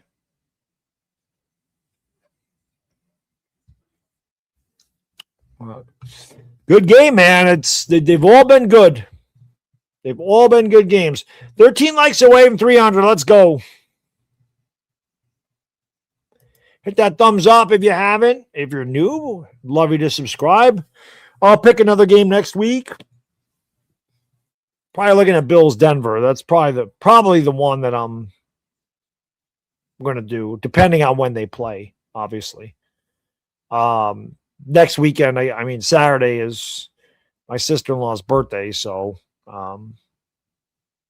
depending on when the game is played, if it's Saturday, I can't do any games on Saturday. So I have to do a game on Sunday. Uncle A-Bomb, thank you, my friend. Appreciate you. He says, I got the TV turned down. You turned up. Hashtag go. Appreciate you, bro. Thank you, man. Thank you very much, my friend. Appreciate the compliment. And we got a good one, without question. And I make no bones about it. A-Bomb and any other Niner fan, all the Giants fans, anybody knows me knows damn well I'm rooting for the Niners. This isn't, although I'm calling the game down the middle. But you know damn well I'm rooting for San Francisco. I mean, I don't make no bones about that. I make no bones about that.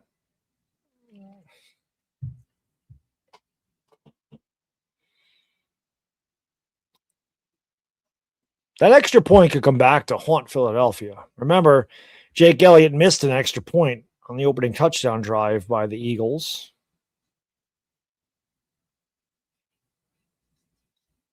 So, but we got a good one here. Every game has been good. And it's a lot of these series outside of the Rams and Panthers. Seems like a lot of these games were kind of ho-hum through 3 quarters, and then all of a sudden the 4th quarter came and there was fireworks. So that's kind of the way it's been here. It's been ho-hum. We'll see what we got here for the last 15 minutes. Winner goes on, loser goes home. 1st and 10 from the 29. Man in motion is more. They're going to hand it off. It's a flea flicker. Jennings looks to throw it. He's got a man. It's McCaffrey. Touchdown! Oh, what a play call by Kyle. Oh, there's a flag in the play. Let's see what the flag is. And when there's trickeration like that, a lot of times you can get an illegal guy downfield. And it's going to be against the Niners. You can tell by Shanahan's reaction. Oh, sorry, it is not against. It's against the Eagles. What a play! It was a reverse. A little quick end around here to Moore. He flipped it back to Jawan Jennings. And McCaffrey snuck out of the backfield on the wheel route. Beat the linebacker. Beautiful throw by Jennings. Touchdown, 49ers. What a fucking play call by Kyle Shanahan. That was amazing. Now let's see. Oh, no, I had it the other way around. So again, big extra point here. Nothing's a gimme. We saw Elliott miss one earlier, and those winds are howling around at 25 to 30 miles an hour. This is a huge extra point for the Niners. What a play call by Kyle Shanahan. What a play. Perfectly executed. Niners have tied the game. PAT coming. That's just crazy, man. What a play call. Perfect time to call, too. 1st and 10 from the 29. A lot of times, man, those receivers get it and they screw it up. Jennings threw a nice pass. Snap, spot, extra points, good. A Niners lead 17-16. That was incredible. Jennings sold that well, too, man. Blankenship's had I said a linebacker. Blankenship got beat. Blankenship is having a bad day. Dude is getting beat left and right. He's getting toasted out in the secondary. He got his ass ran over by Juszczyk. He's having a tough day. My guy, Uncle A-Bomb, says, fuck Philly, here we go. Baddog to go. Let's go, A-Bomb. How about A-Bomb? How about a little turnover for here? How about a little apple turnover for your defense? How about your defense serves up a turnover here? Picks off Jalen Hurts. That would be great if that was the case. That'd be great, man.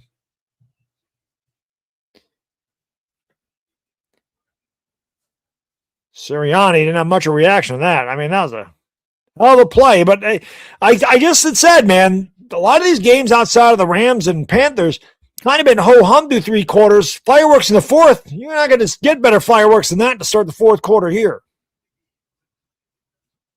Sirianni looks drunk. Yeah, well, probably is. Sirianni's, he's got an IQ of about 70. He's an idiot. Kick is away, and it will go into the end zone, deep into the end zone, and the Eagles will start at the 35. So first play of the 4th quarter, an end-around reverse touchdown pass from Jennings to McCaffrey. And they've had to get McCaffrey involved. It's been a hard time for them. You haven't got the running game going, but they got him involved there. Again, Jennings sold that well like he was going to run, and Blankenship bit. McCaffrey got behind him, and that was all she wrote. Good night, Irene. Eagles have it at the 35. Let's see how they respond. I would imagine they'd go back to the running game here. Niners have got no pressure on Hurts. Just 3 pressures and 21 dropbacks. Hurts will drop back again. He has all day to throw. Throws it out in the flat to Barkley, and Barkley, breaking tackles, gets a gain of 11. You expect a lot of that from the Eagles. They throw a lot of passes, and there's a flag in the play. This could be holding on the Eagles, and it is. So that wiped away the first down and sent them back 10 more. It'll be 1st down and 20. That is exactly it right there. It's exactly why. Cooper with the hold, and yep, that's a hold. Give him some puppy uppers. 1st down and 20. Again, the Niners have got no pressure on Hurts today, and they have not forced a turnover. You're looking for that one big play if you're the defense. When you have them 1st down and 20, you get them in these long down and distance situation. Well, this isn't really a down and distance, but a long distance situation. This is a good time to get that turnover if you're the Niners. Hurts out of the gun, drops back. Niners bring 4. Hurts throws. That's incomplete. That wasn't going to be much of anything. Anyway, Goddard unable to make the catch. 2nd down and 20. Niners don't have really much of a pass rush. They've been rushing a lot of 4-man.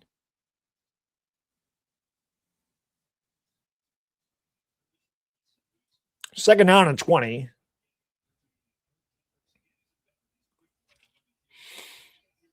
Yeah. Bosa, Warner, they're missing a couple of big guns in their defense, without question. Fred Warner's a massive blow to the defense. For the 25, Guarded in motion. Hurts will hand it off to Barkley. He's running right, and he got about 8. It'll be third down and about 12. I mean, Markham actually shorter. I think it's going to be 3rd and 13. Again, if you're the Niners, this is where you want to get this turnover if possible. You know the Eagles are going to throw the ball here. You do not want to sit down in that damn soft zone, though. Like, that's something you can't have. You do not want to play this soft zone here. You can play zone coverage, but you don't want it to be too soft. Let them complete 5 to 8 yards underneath, make a tackle, but don't play like a 15-yard soft zone. Niners showing only a 4-man rush. That's all they bring. Hurts is going to roll out to his right. He's under pressure. He throws, and he throws it into the yard marker.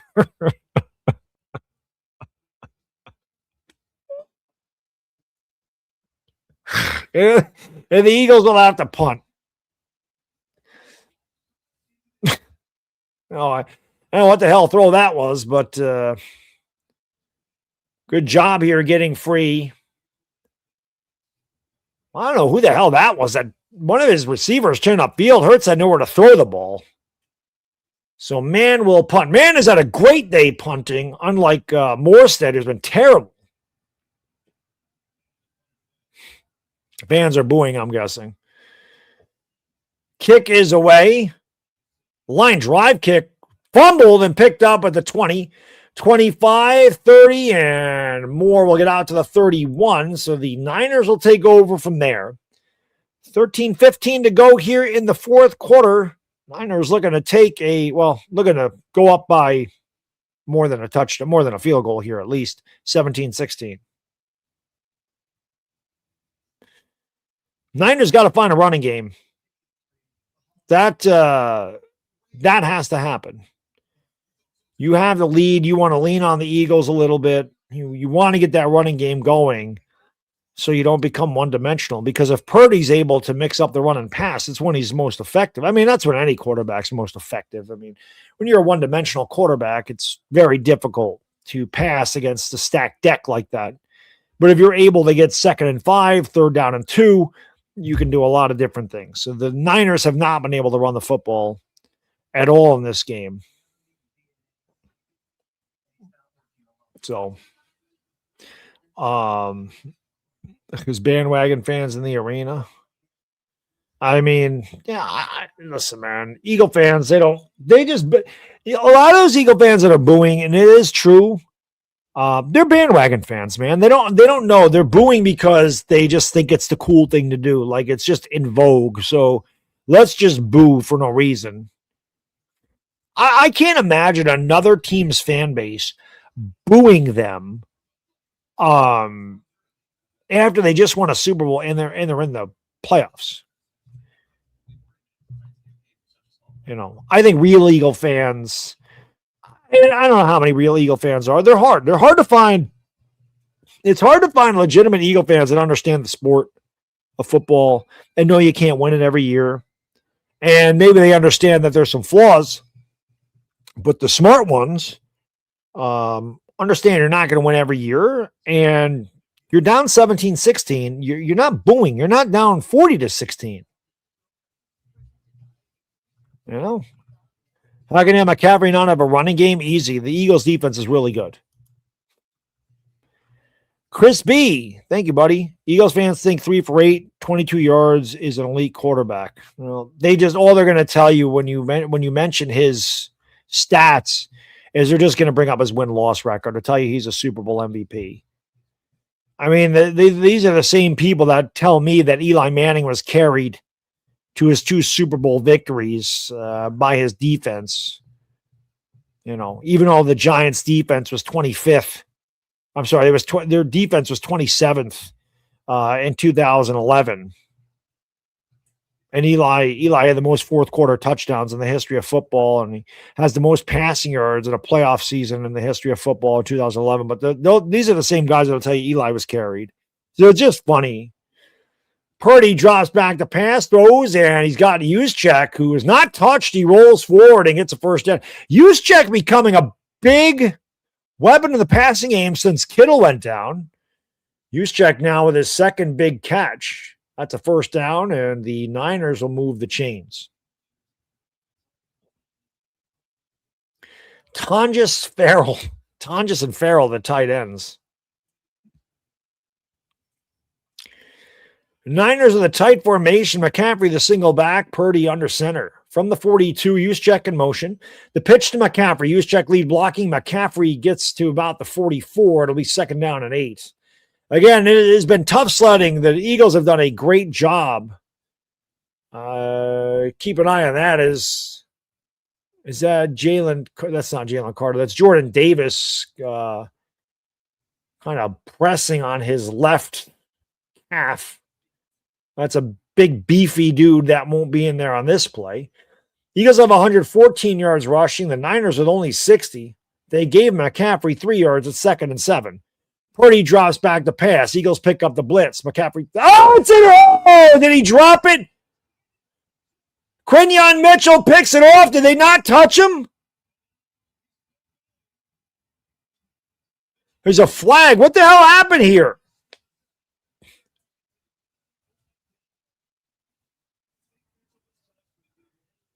What the hell just happened there? Purdy with another terrible throw. It looked like Mitchell picked it off. There was a flag in the play. Oh, Mitchell's grabbing the shit out of him.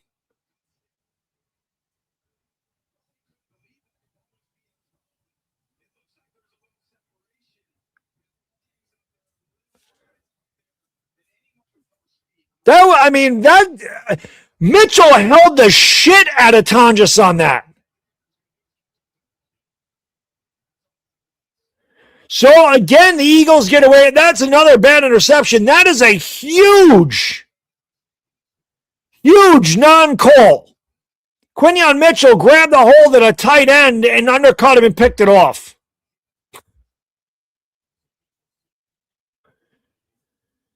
That's terrible, man. That was a holding penalty all the way.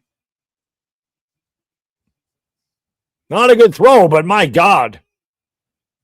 That was clean. You're blind, man. Hand off to Barkley, and Barkley cuts left and gets a good gain out to the 46. It'll be second down and 2. Yeah, Purdy throws a lot of there's no zip on any of his throws whatsoever.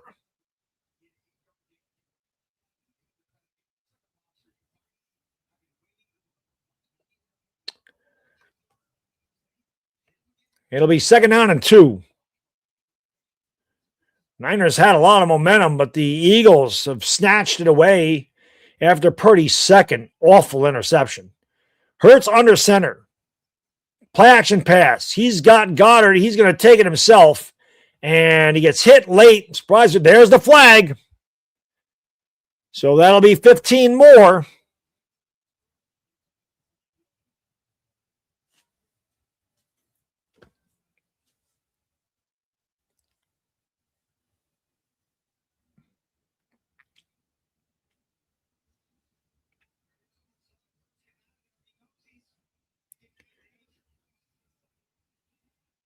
So, again, that's bang, bang. It's because he hit him in the head. I mean, I don't know what you're supposed to do if you're a defender. I've said it a million times, man. Just give the quarterbacks flags. I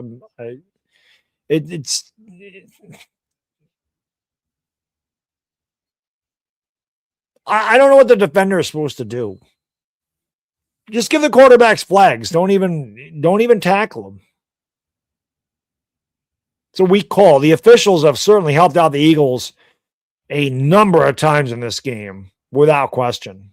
It's hard enough to beat this team when you're not playing against the 12th man, which is the Zebras. Hurts hands it off to Barkley. He cuts back left. Beautiful run by Barkley. He's going to push forward and get the first down. And it looks like this interception by Purdy has taken all the steam away from the Niners.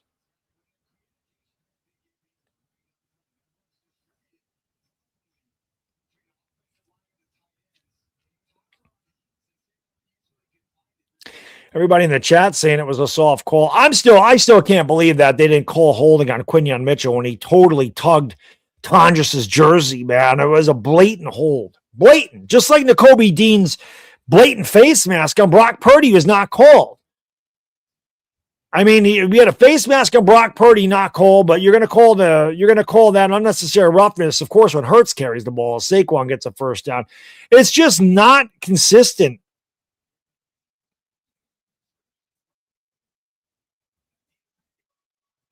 This is crazy. Just be consistent. I think that's all anybody in the NFL. I think that's all NFL fans want is consistency from the officials, and you just don't get it. You don't get consistency in any game. There's so many gray areas in the rule book, and there's so many judgment calls. It's ridiculous. And these guys can decide football games. It just isn't right. Hand off to Barkley. This time Barkley gets smashed at the line of scrimmage. No gain. And he's slow to get up. Bring him in the concussion tent. Bring him in the concussion tent.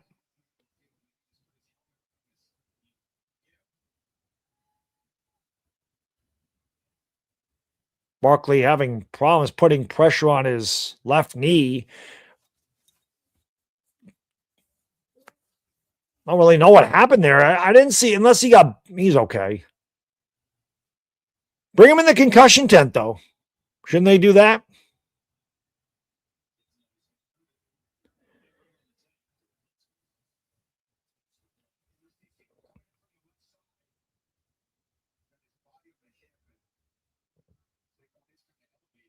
I didn't really see what happened there. He kind of got bent backwards. I guess his knee got twisted a little bit.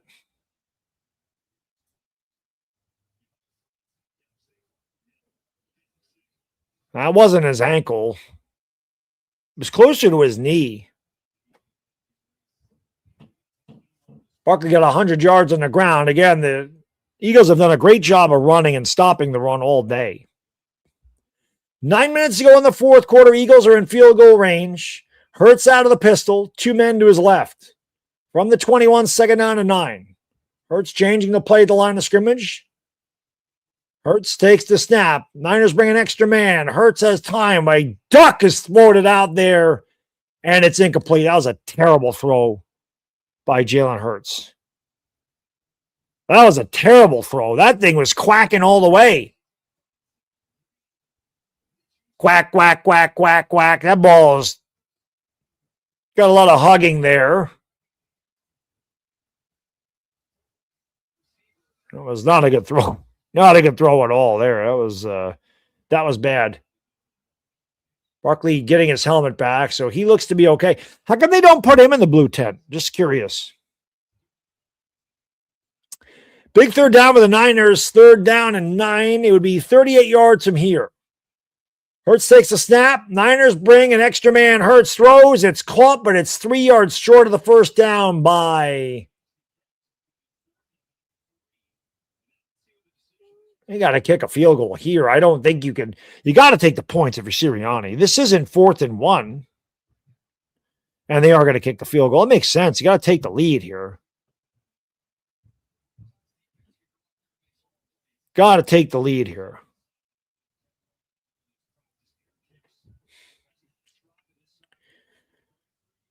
Elliott missed one extra point, made one. It had a 41-yarder. This one from 33. Snap, spot, kick. Good. Eagles lead 19-17. Well, we got a damn good game here, which they've all been good so far. 8 minutes ago, can Brock Purdy atone for his last terrible throw?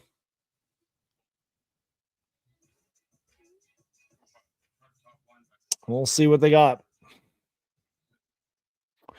Do me a favor, guys and girls, if you haven't, hit the thumbs up. It does help out the channel. We're over 300. I appreciate that very much. JDM says the Eagles' offense is awful. Their offense isn't very good. Their defense is really good. Their defense is really good. Yes, 2 interceptions for Purdy. Both of them are really bad.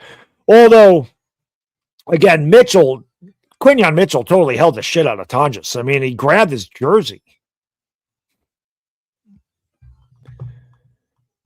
Bliss, the 49ers, they tried to get a quarterback, and they traded up for Trey Lance, and he was ass. You know, it's terrible. Oh.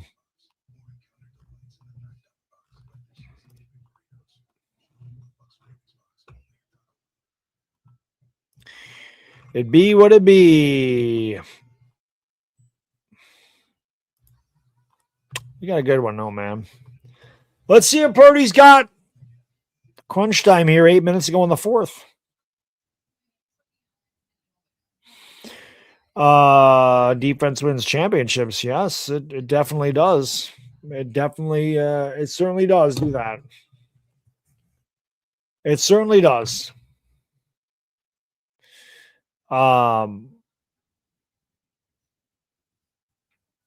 Yeah, Bodo.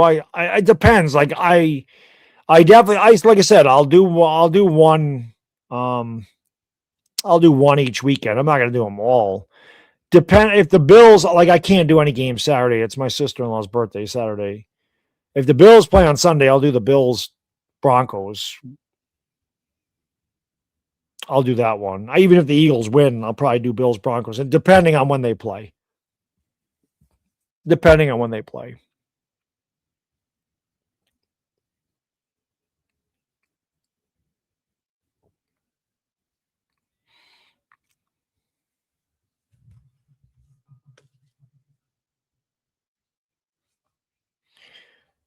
That's the way they are, Crispy. You know that they don't ever talk about.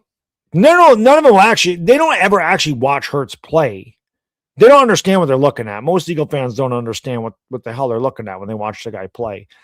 And whenever you bring up his flaws or his bad games, all they say is, "Oh, he was a Super Bowl MVP," and they tell you his win-loss record. And the Niners will bring it out to the 34. Brian Robinson with the return. So the Niners will take over here, trailing by 2 with just under 8 minutes to go in the fourth quarter.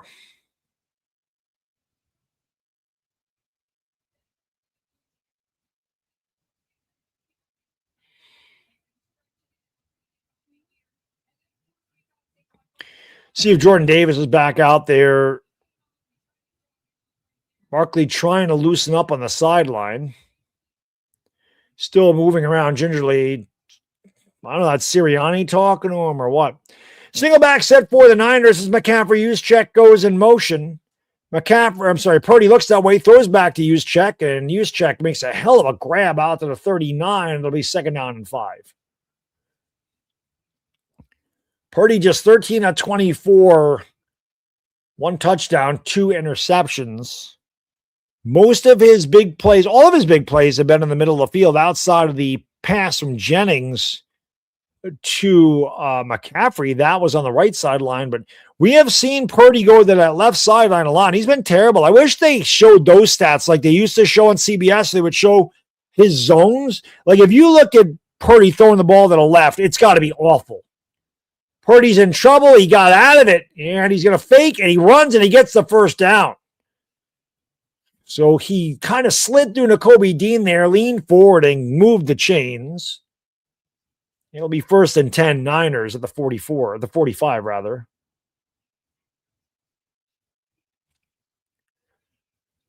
Jordan Davis is back in there.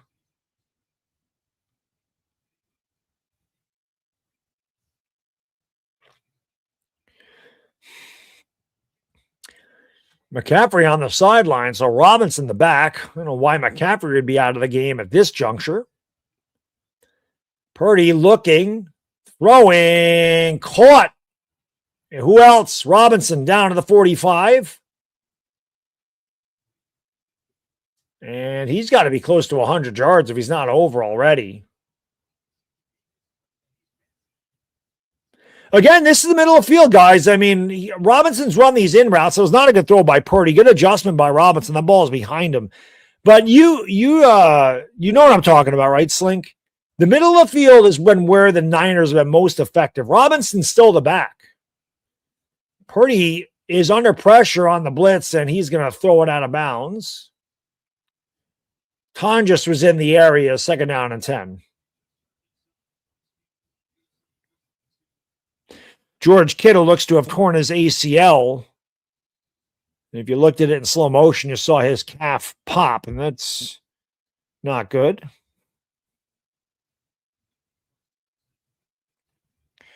McCaffrey is back in the game now.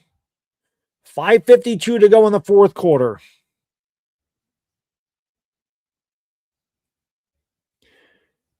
In Eagle territory, Niners have it at the 41 of Philadelphia. 3 seconds on the play clock. Purdy gets off the snap, looks, throws to McCaffrey. They set up a screen. McCaffrey makes a man miss, cuts it back 30 and down to the 28, a gain of 13 and a first down for the Niners. And in normal circumstances, you would say they're in field goal range, but with the way the winds are gusting, nothing is a gimme here. McCaffrey is so good once he gets out in the open field. 97 total yards, including that touchdown from Juwan Jennings. They're going to hand it to McCaffrey. He spins off a defender and trips down to the 25, gain of about 3. It'll be 2nd and 7. There's John Lynch, the GM of the Niners.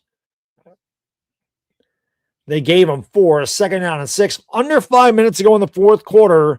We are getting down to the nitty-gritty. It is nail-biting time for both of these teams. Winner advances, loser goes to Cancun. It'd be a 42-yard field goal from here if they got no more yards, so the Niners are looking for a lot more than that. Purdy drops back. Blitz is coming. Purdy in trouble. Purdy gets sacked. He got a lot of it back. He only lost about 2 yards. But there must be a flag in the play because I see Eagles going like this, and that's going to be holding or illegal contact, and that's going to be an automatic first down.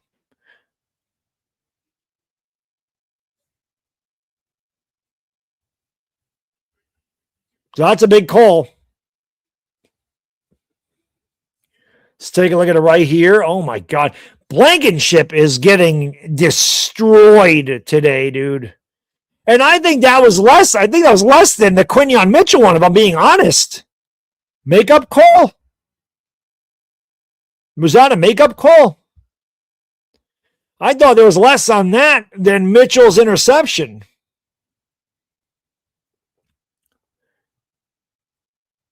I don't know why the clock stopped. Refs are very inconsistent. From the 20-yard line, just outside the 20, Purdy takes the snap, hands to McCaffrey, running left, off guard, gets to the 10 and pushed inside the 10 to the 9. It'll be first down and goal, 49ers.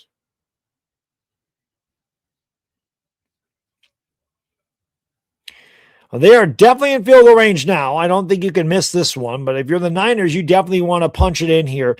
And of course, if they do score a touchdown, they will go for 2 because 2 will put them up by 6. That means the Eagles would have to score a touchdown and kick the extra point. And again, nothing is a gimme with these wins. If it's 24-19, 6 still beats you. 23-19, it's the same thing. But the Niners got to get 10 more yards here, just inside the 10. Purdy drops back the pass, has time, looks, throws. It's caught by Juszczyk down to the 3. It'll be second and goal from there. Juszczyk has been huge. Juszczyk, what a catch. This fucking guy is awesome. How do you not love Juszczyk? Kyle Juszczyk is the man. 4 catches, 48 yards. Just such a valuable player. He's kind of taking over the Kittle, the Kittle role here. Purdy's in the pistol here. Juwan Jennings goes in motion left to right. 2 on the play clock. Purdy just got it off. Play action pass. Looks, throws. It's incomplete. He was looking for Jennings, and DeJean had the coverage. Niners almost let that clock run down again. This is a gigantic third down. You have to kick a field goal. You cannot go for it on fourth down at this juncture. I mean, I'm rolling Purdy out to the right here. I'm giving Purdy the option to run or pass. Robinson side steps. That looked like a false start in San Francisco. Purdy throws, caught, touchdown, 49ers. Who else? Christian and McCaffrey. And the Niners go up 23-19. I gotta be honest, I thought the Niners got away with a false start. Looked like the right tackle moved early. The Niners will go for 2. Watch 68 here. I thought he moved early. Well, maybe not. Great job by Purdy stepping up in the pocket. Nakobe Dean against Christian McCaffrey. Why are they not going for 2? He fucking missed it. Why are they not going for 2? What are you doing? How do you not go for 2? How do you not go for 2? What the fuck are you doing? What are you doing? What are you doing?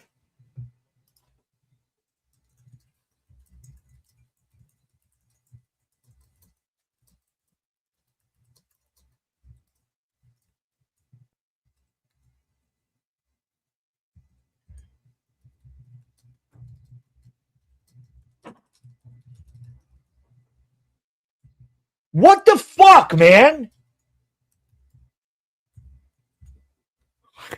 How is that even possible?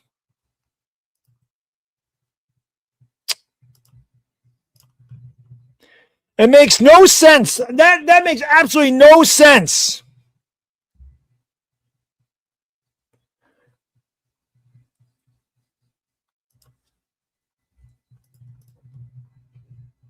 It makes no sense. And he missed the extra point anyway. 24-19. What's the difference?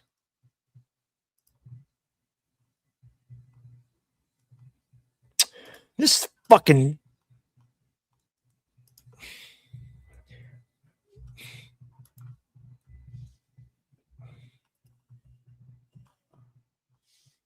I don't understand that at all, guys.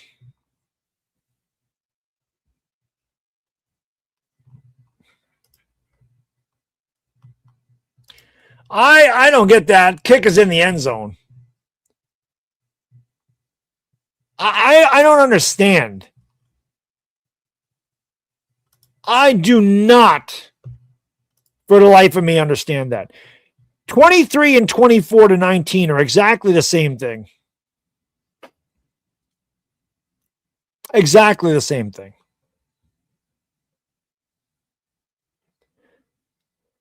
Either way, a field goal is not good enough. Exactly.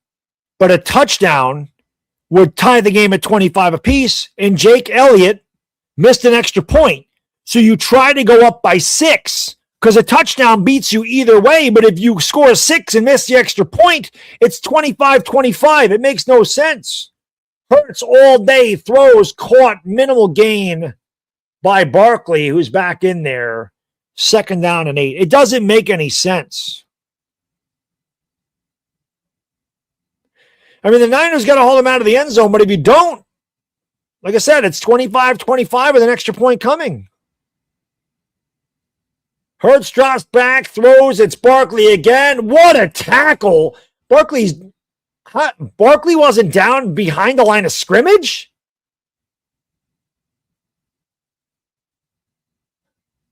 The Eagles take a timeout. Why'd the clock stop?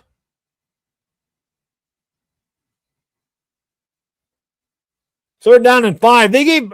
Barkley wasn't down behind the line of scrimmage?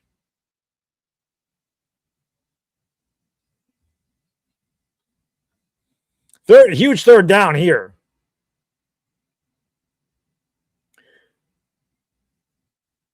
Eagles changing the play.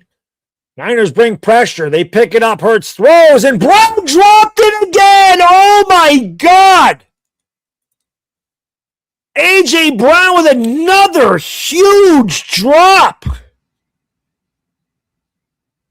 Listen, man, I give Hurts a lot of shit, okay? I don't know what else Jalen Hurts can do in this game right now. You got to catch that football. That ball's right there. That ball's right there. Well, this obviously is huge. It wouldn't be the game because the Eagles have all three of their timeouts. But it's 4th down and 5. Hurts with an empty backfield. The Niners have everybody up at the line of scrimmage. They're only going to rush 4. Hurts looks, throws. It's caught, and it's a first down by Goddard to the 46. That should take us to the 2-minute warning. I can't imagine the Eagles are going to hurry to the line of scrimmage here. The clock is their friend.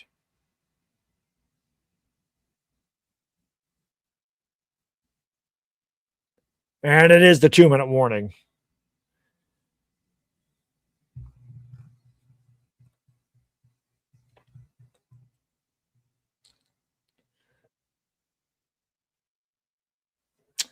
$23-19. I'm going to go pee. We're going to see the rest of this game. I'll be right back.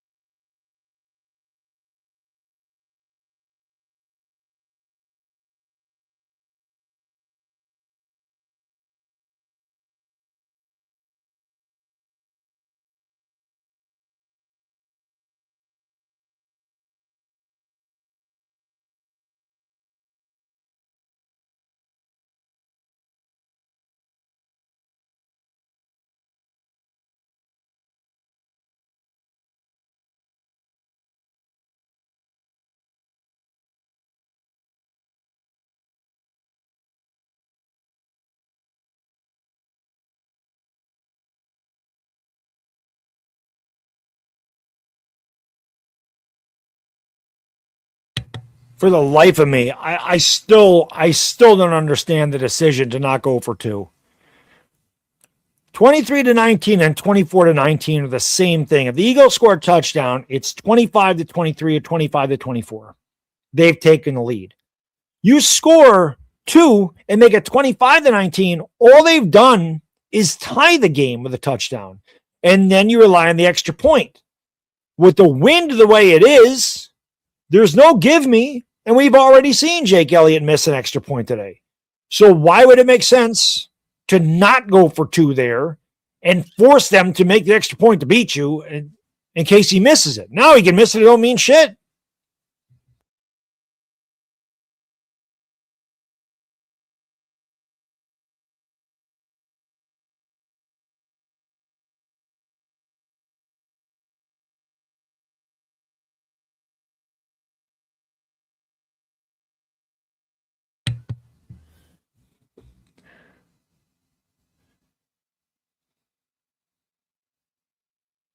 Crazy.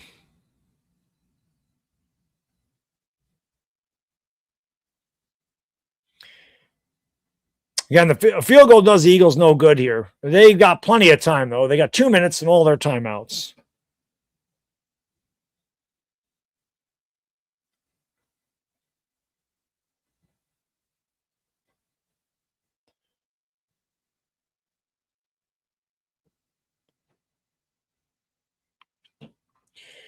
From the Niner 45, Eagles have a 1st down and 10. Hurts out of the gun. Dotson in motion. Niners bring 4. Hurts steps back, has time, throws. It is Smith for a 1st down, and he gets out of bounds.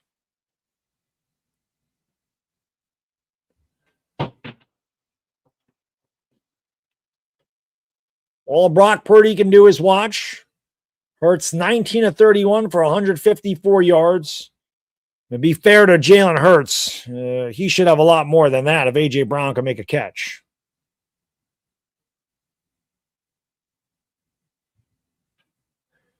23 to 9. I don't know why these people are getting this firing Sirianni shit if they lose. I just don't understand where this is coming from.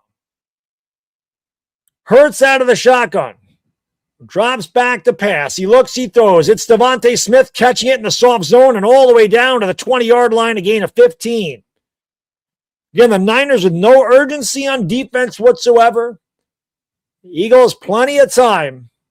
just outside the red zone, needing a touchdown to take the lead. Niners have had 0 pass rush this entire game. And they have none again. Hurts drops back to pass, and he finally got sacked. Lost a yard. Eagles will not take a timeout. Robert Saleh trying to get his defense to make one stand here.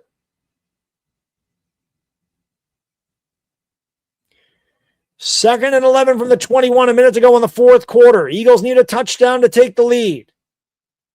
And at this juncture, they would probably win the game. Looked like the left tackle moved. Hurts looks. Hurts rolls out to his right. Hurts under pressure. Throws it out of bounds. It'll be 3rd and 11.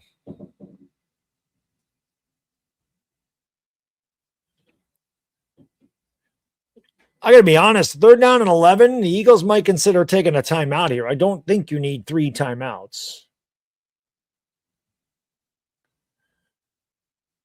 Niners haven't really gotten, well, they did get 1 sack there. Like I said, Robert Saleh trying to get one big play from his defense.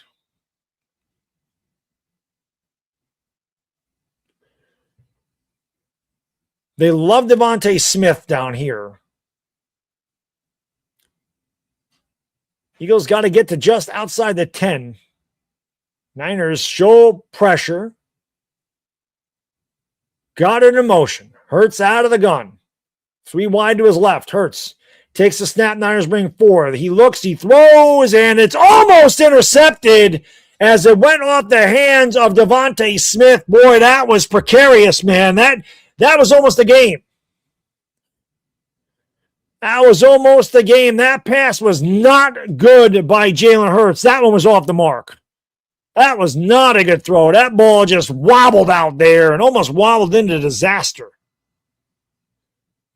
So now if you're the Niners, you just have to stop them from getting a first down, which means you play about 9 yards off the line of scrimmage. You do not play 15 yards off the line of scrimmage. Now, they're showing blitz. I can't imagine they're going to blitz. And the Eagles want to take a timeout. And smart, because this is the game for you guys.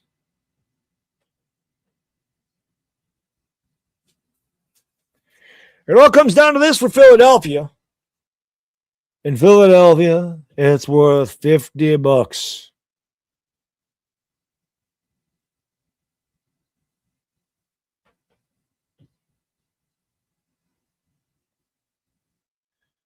One more stop for 49ers.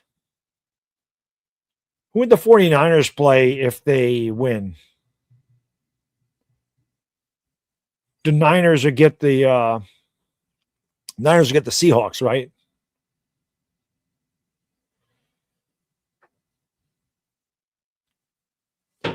Here it is.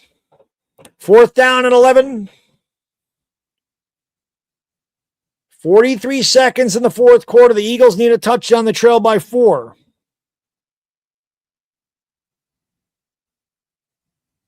Oh, the Niners will get the Niners will get the Seahawks. That's what I said, right?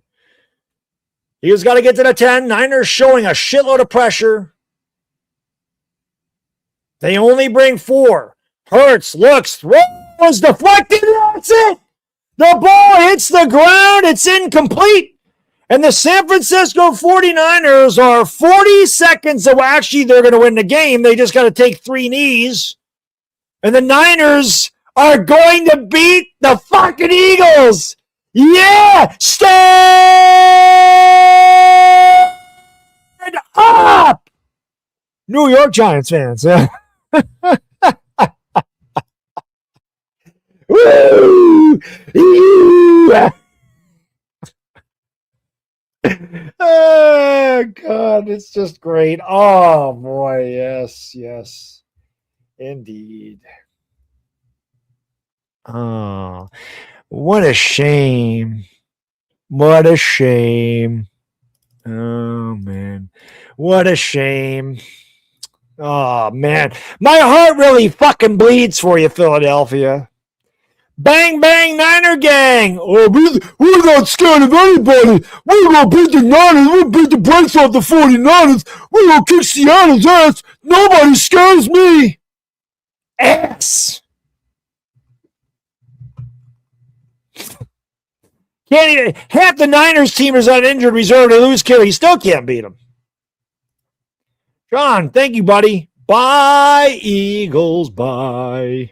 Boomer Sooner says, fly, Cancun, fly. Niners in victory formation. Isn't it funny? I think it's funny. I find it amusing. Oh, what happened? What happened, Philadelphia? I'm no quarterback of the Super Bowl MVP. What happened? What happened? Oh, man, nobody scares me. The Rams suck. The Niners suck. The Seahawks suck. Got some fucking dumbass on Twitter saying that the freaking whatchamacallit, the Packers are going to go into the Packers are going to beat the Bears and then go into Seattle and beat Seattle.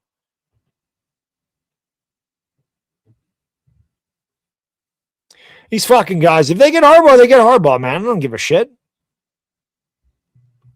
You think you're firing Sirianni?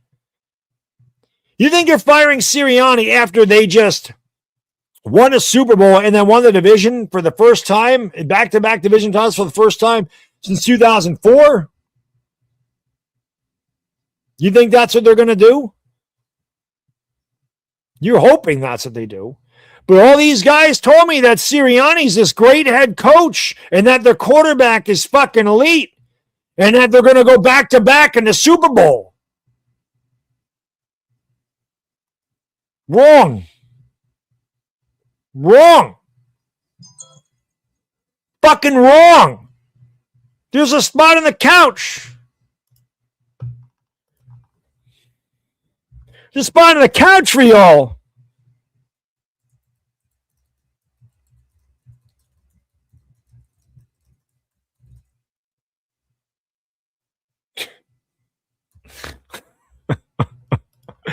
You used to go over there. Get up, Seagar. You go watch. NorCal, thank you. Appreciate you. The 49ers fans, I appreciate your service. He says, one more bang, bang, Niner gang, please. I'll be honest. I don't care what you guys do from here on out, but thank you for beating the Eagles. We love you. We love you here. We love the 49ers today. The original dream, thank you. I'm a Louis T. refugee. He's not live, so I'm here. Let's toast to a successful hate watch. The whole NFC East is in Cancun. Facts. Hey, Bomb. Thank you, brother. He says, I told you, fuck Billy, Baddog's a goat. Thank you. Thank you, A-Bomb. Thank you, Niner fans. We love you today. Giants fans or honorary 49er fans say, good luck the rest of the way. Now us NFC East guys can sit back and watch the playoffs and enjoy them and not have to worry about this stupid shit team. Fucking, I ain't got to hear shit. Eagle fans are going to have a hard time with me on Twitter the next one. I'll tell you that right now. Now I'm going to troll the shit out of you.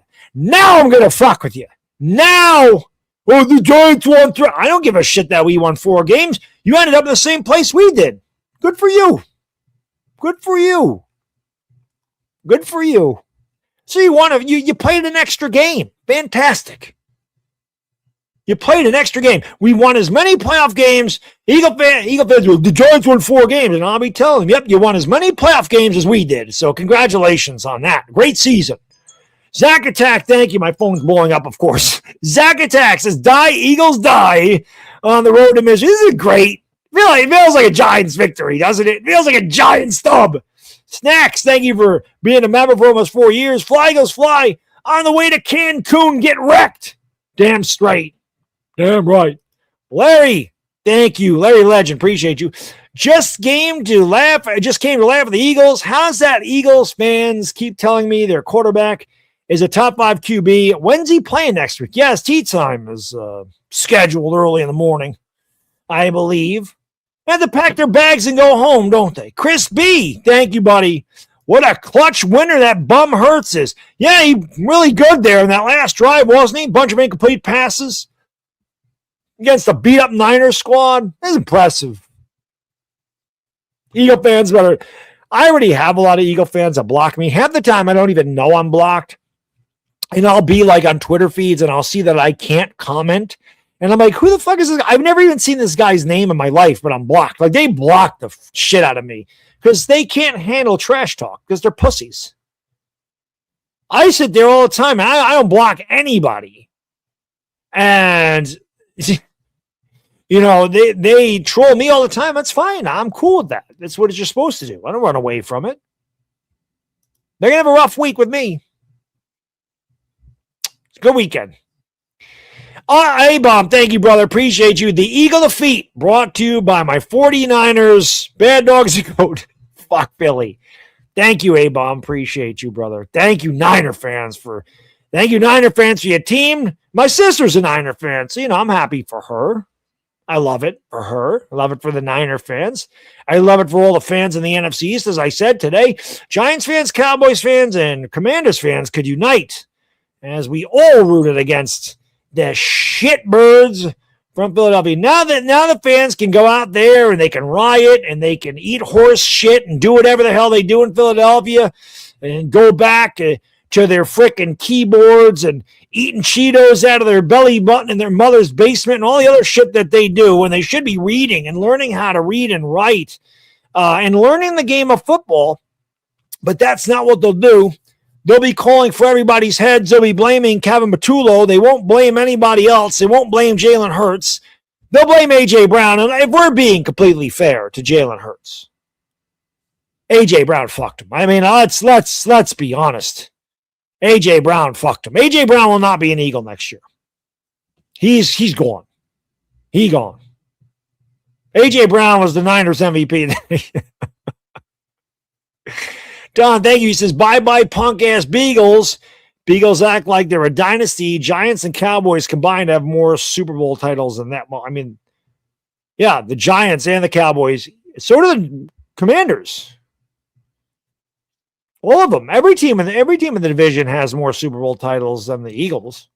Everybody. A-Bomb, thank you again, man. An Eagle fan owes me 4 eggs upside the head. Good. And they should have to, I don't know what your fight song is. They should have to sing your fight song while they crack the eggs over their head. I love it. What a great game. What a great game. What a great game.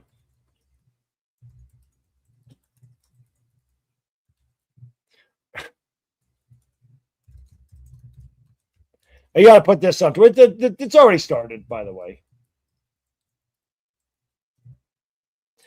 I just tweeted out. By the way, if you don't follow me on Twitter, you got to. A.J. Brown is my favorite Philadelphia Eagle. I had to tweet that one out. You got to tweet that one out.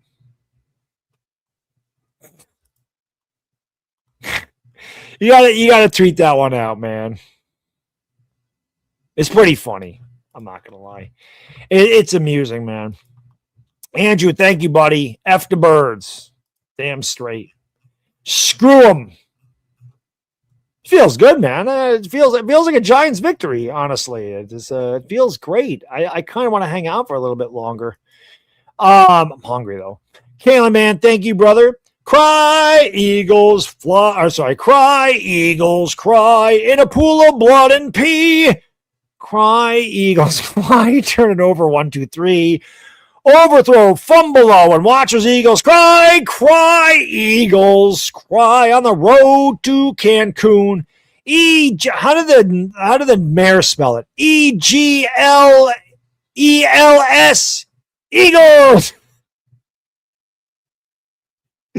All them bandwagon Eagle fans, all those content creators that came to YouTube after they won a Super Bowl in 2017, they're all crying in their soup right now. The Giants won 4 games. Yep, we did. We won as many playoff games as you did. Congratulations on a successful season.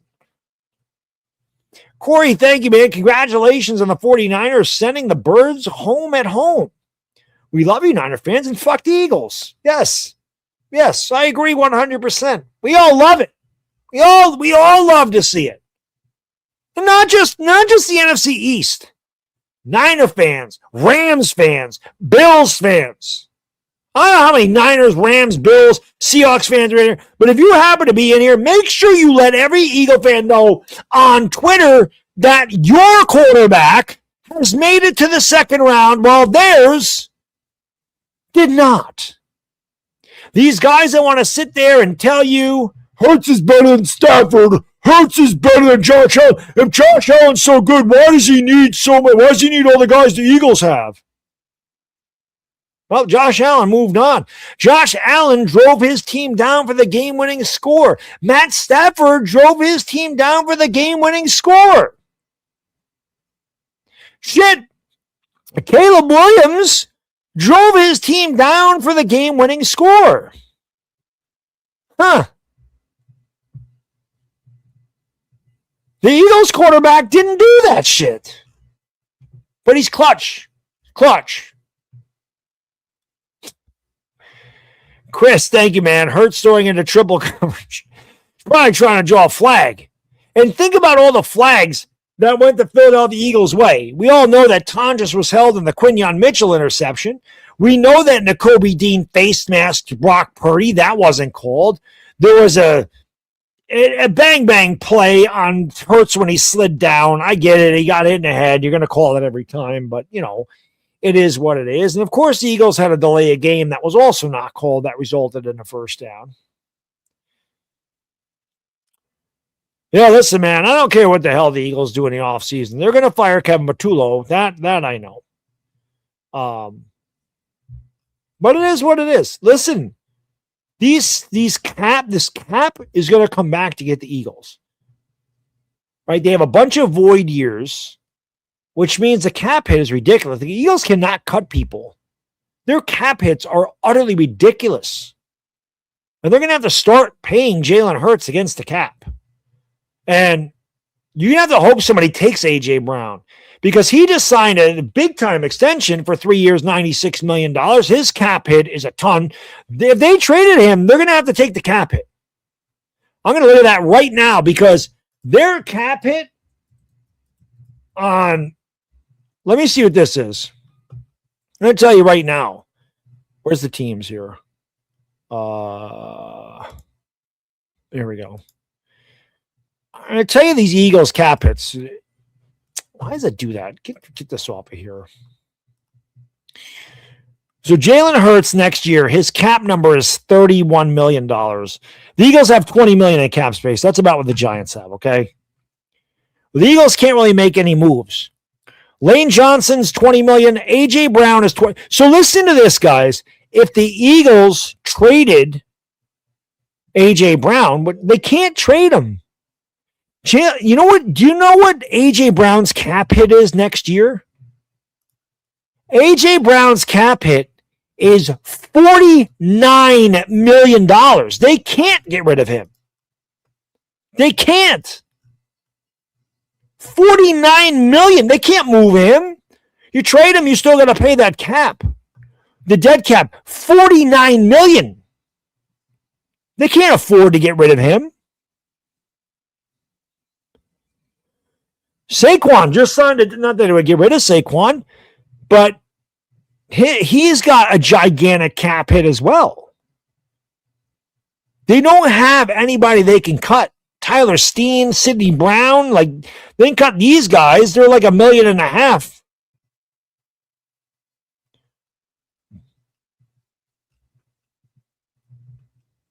But it's just crazy.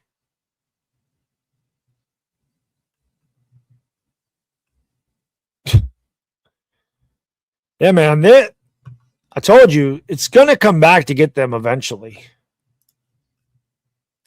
All right, guys and girls. Listen, man, I appreciate you hanging out.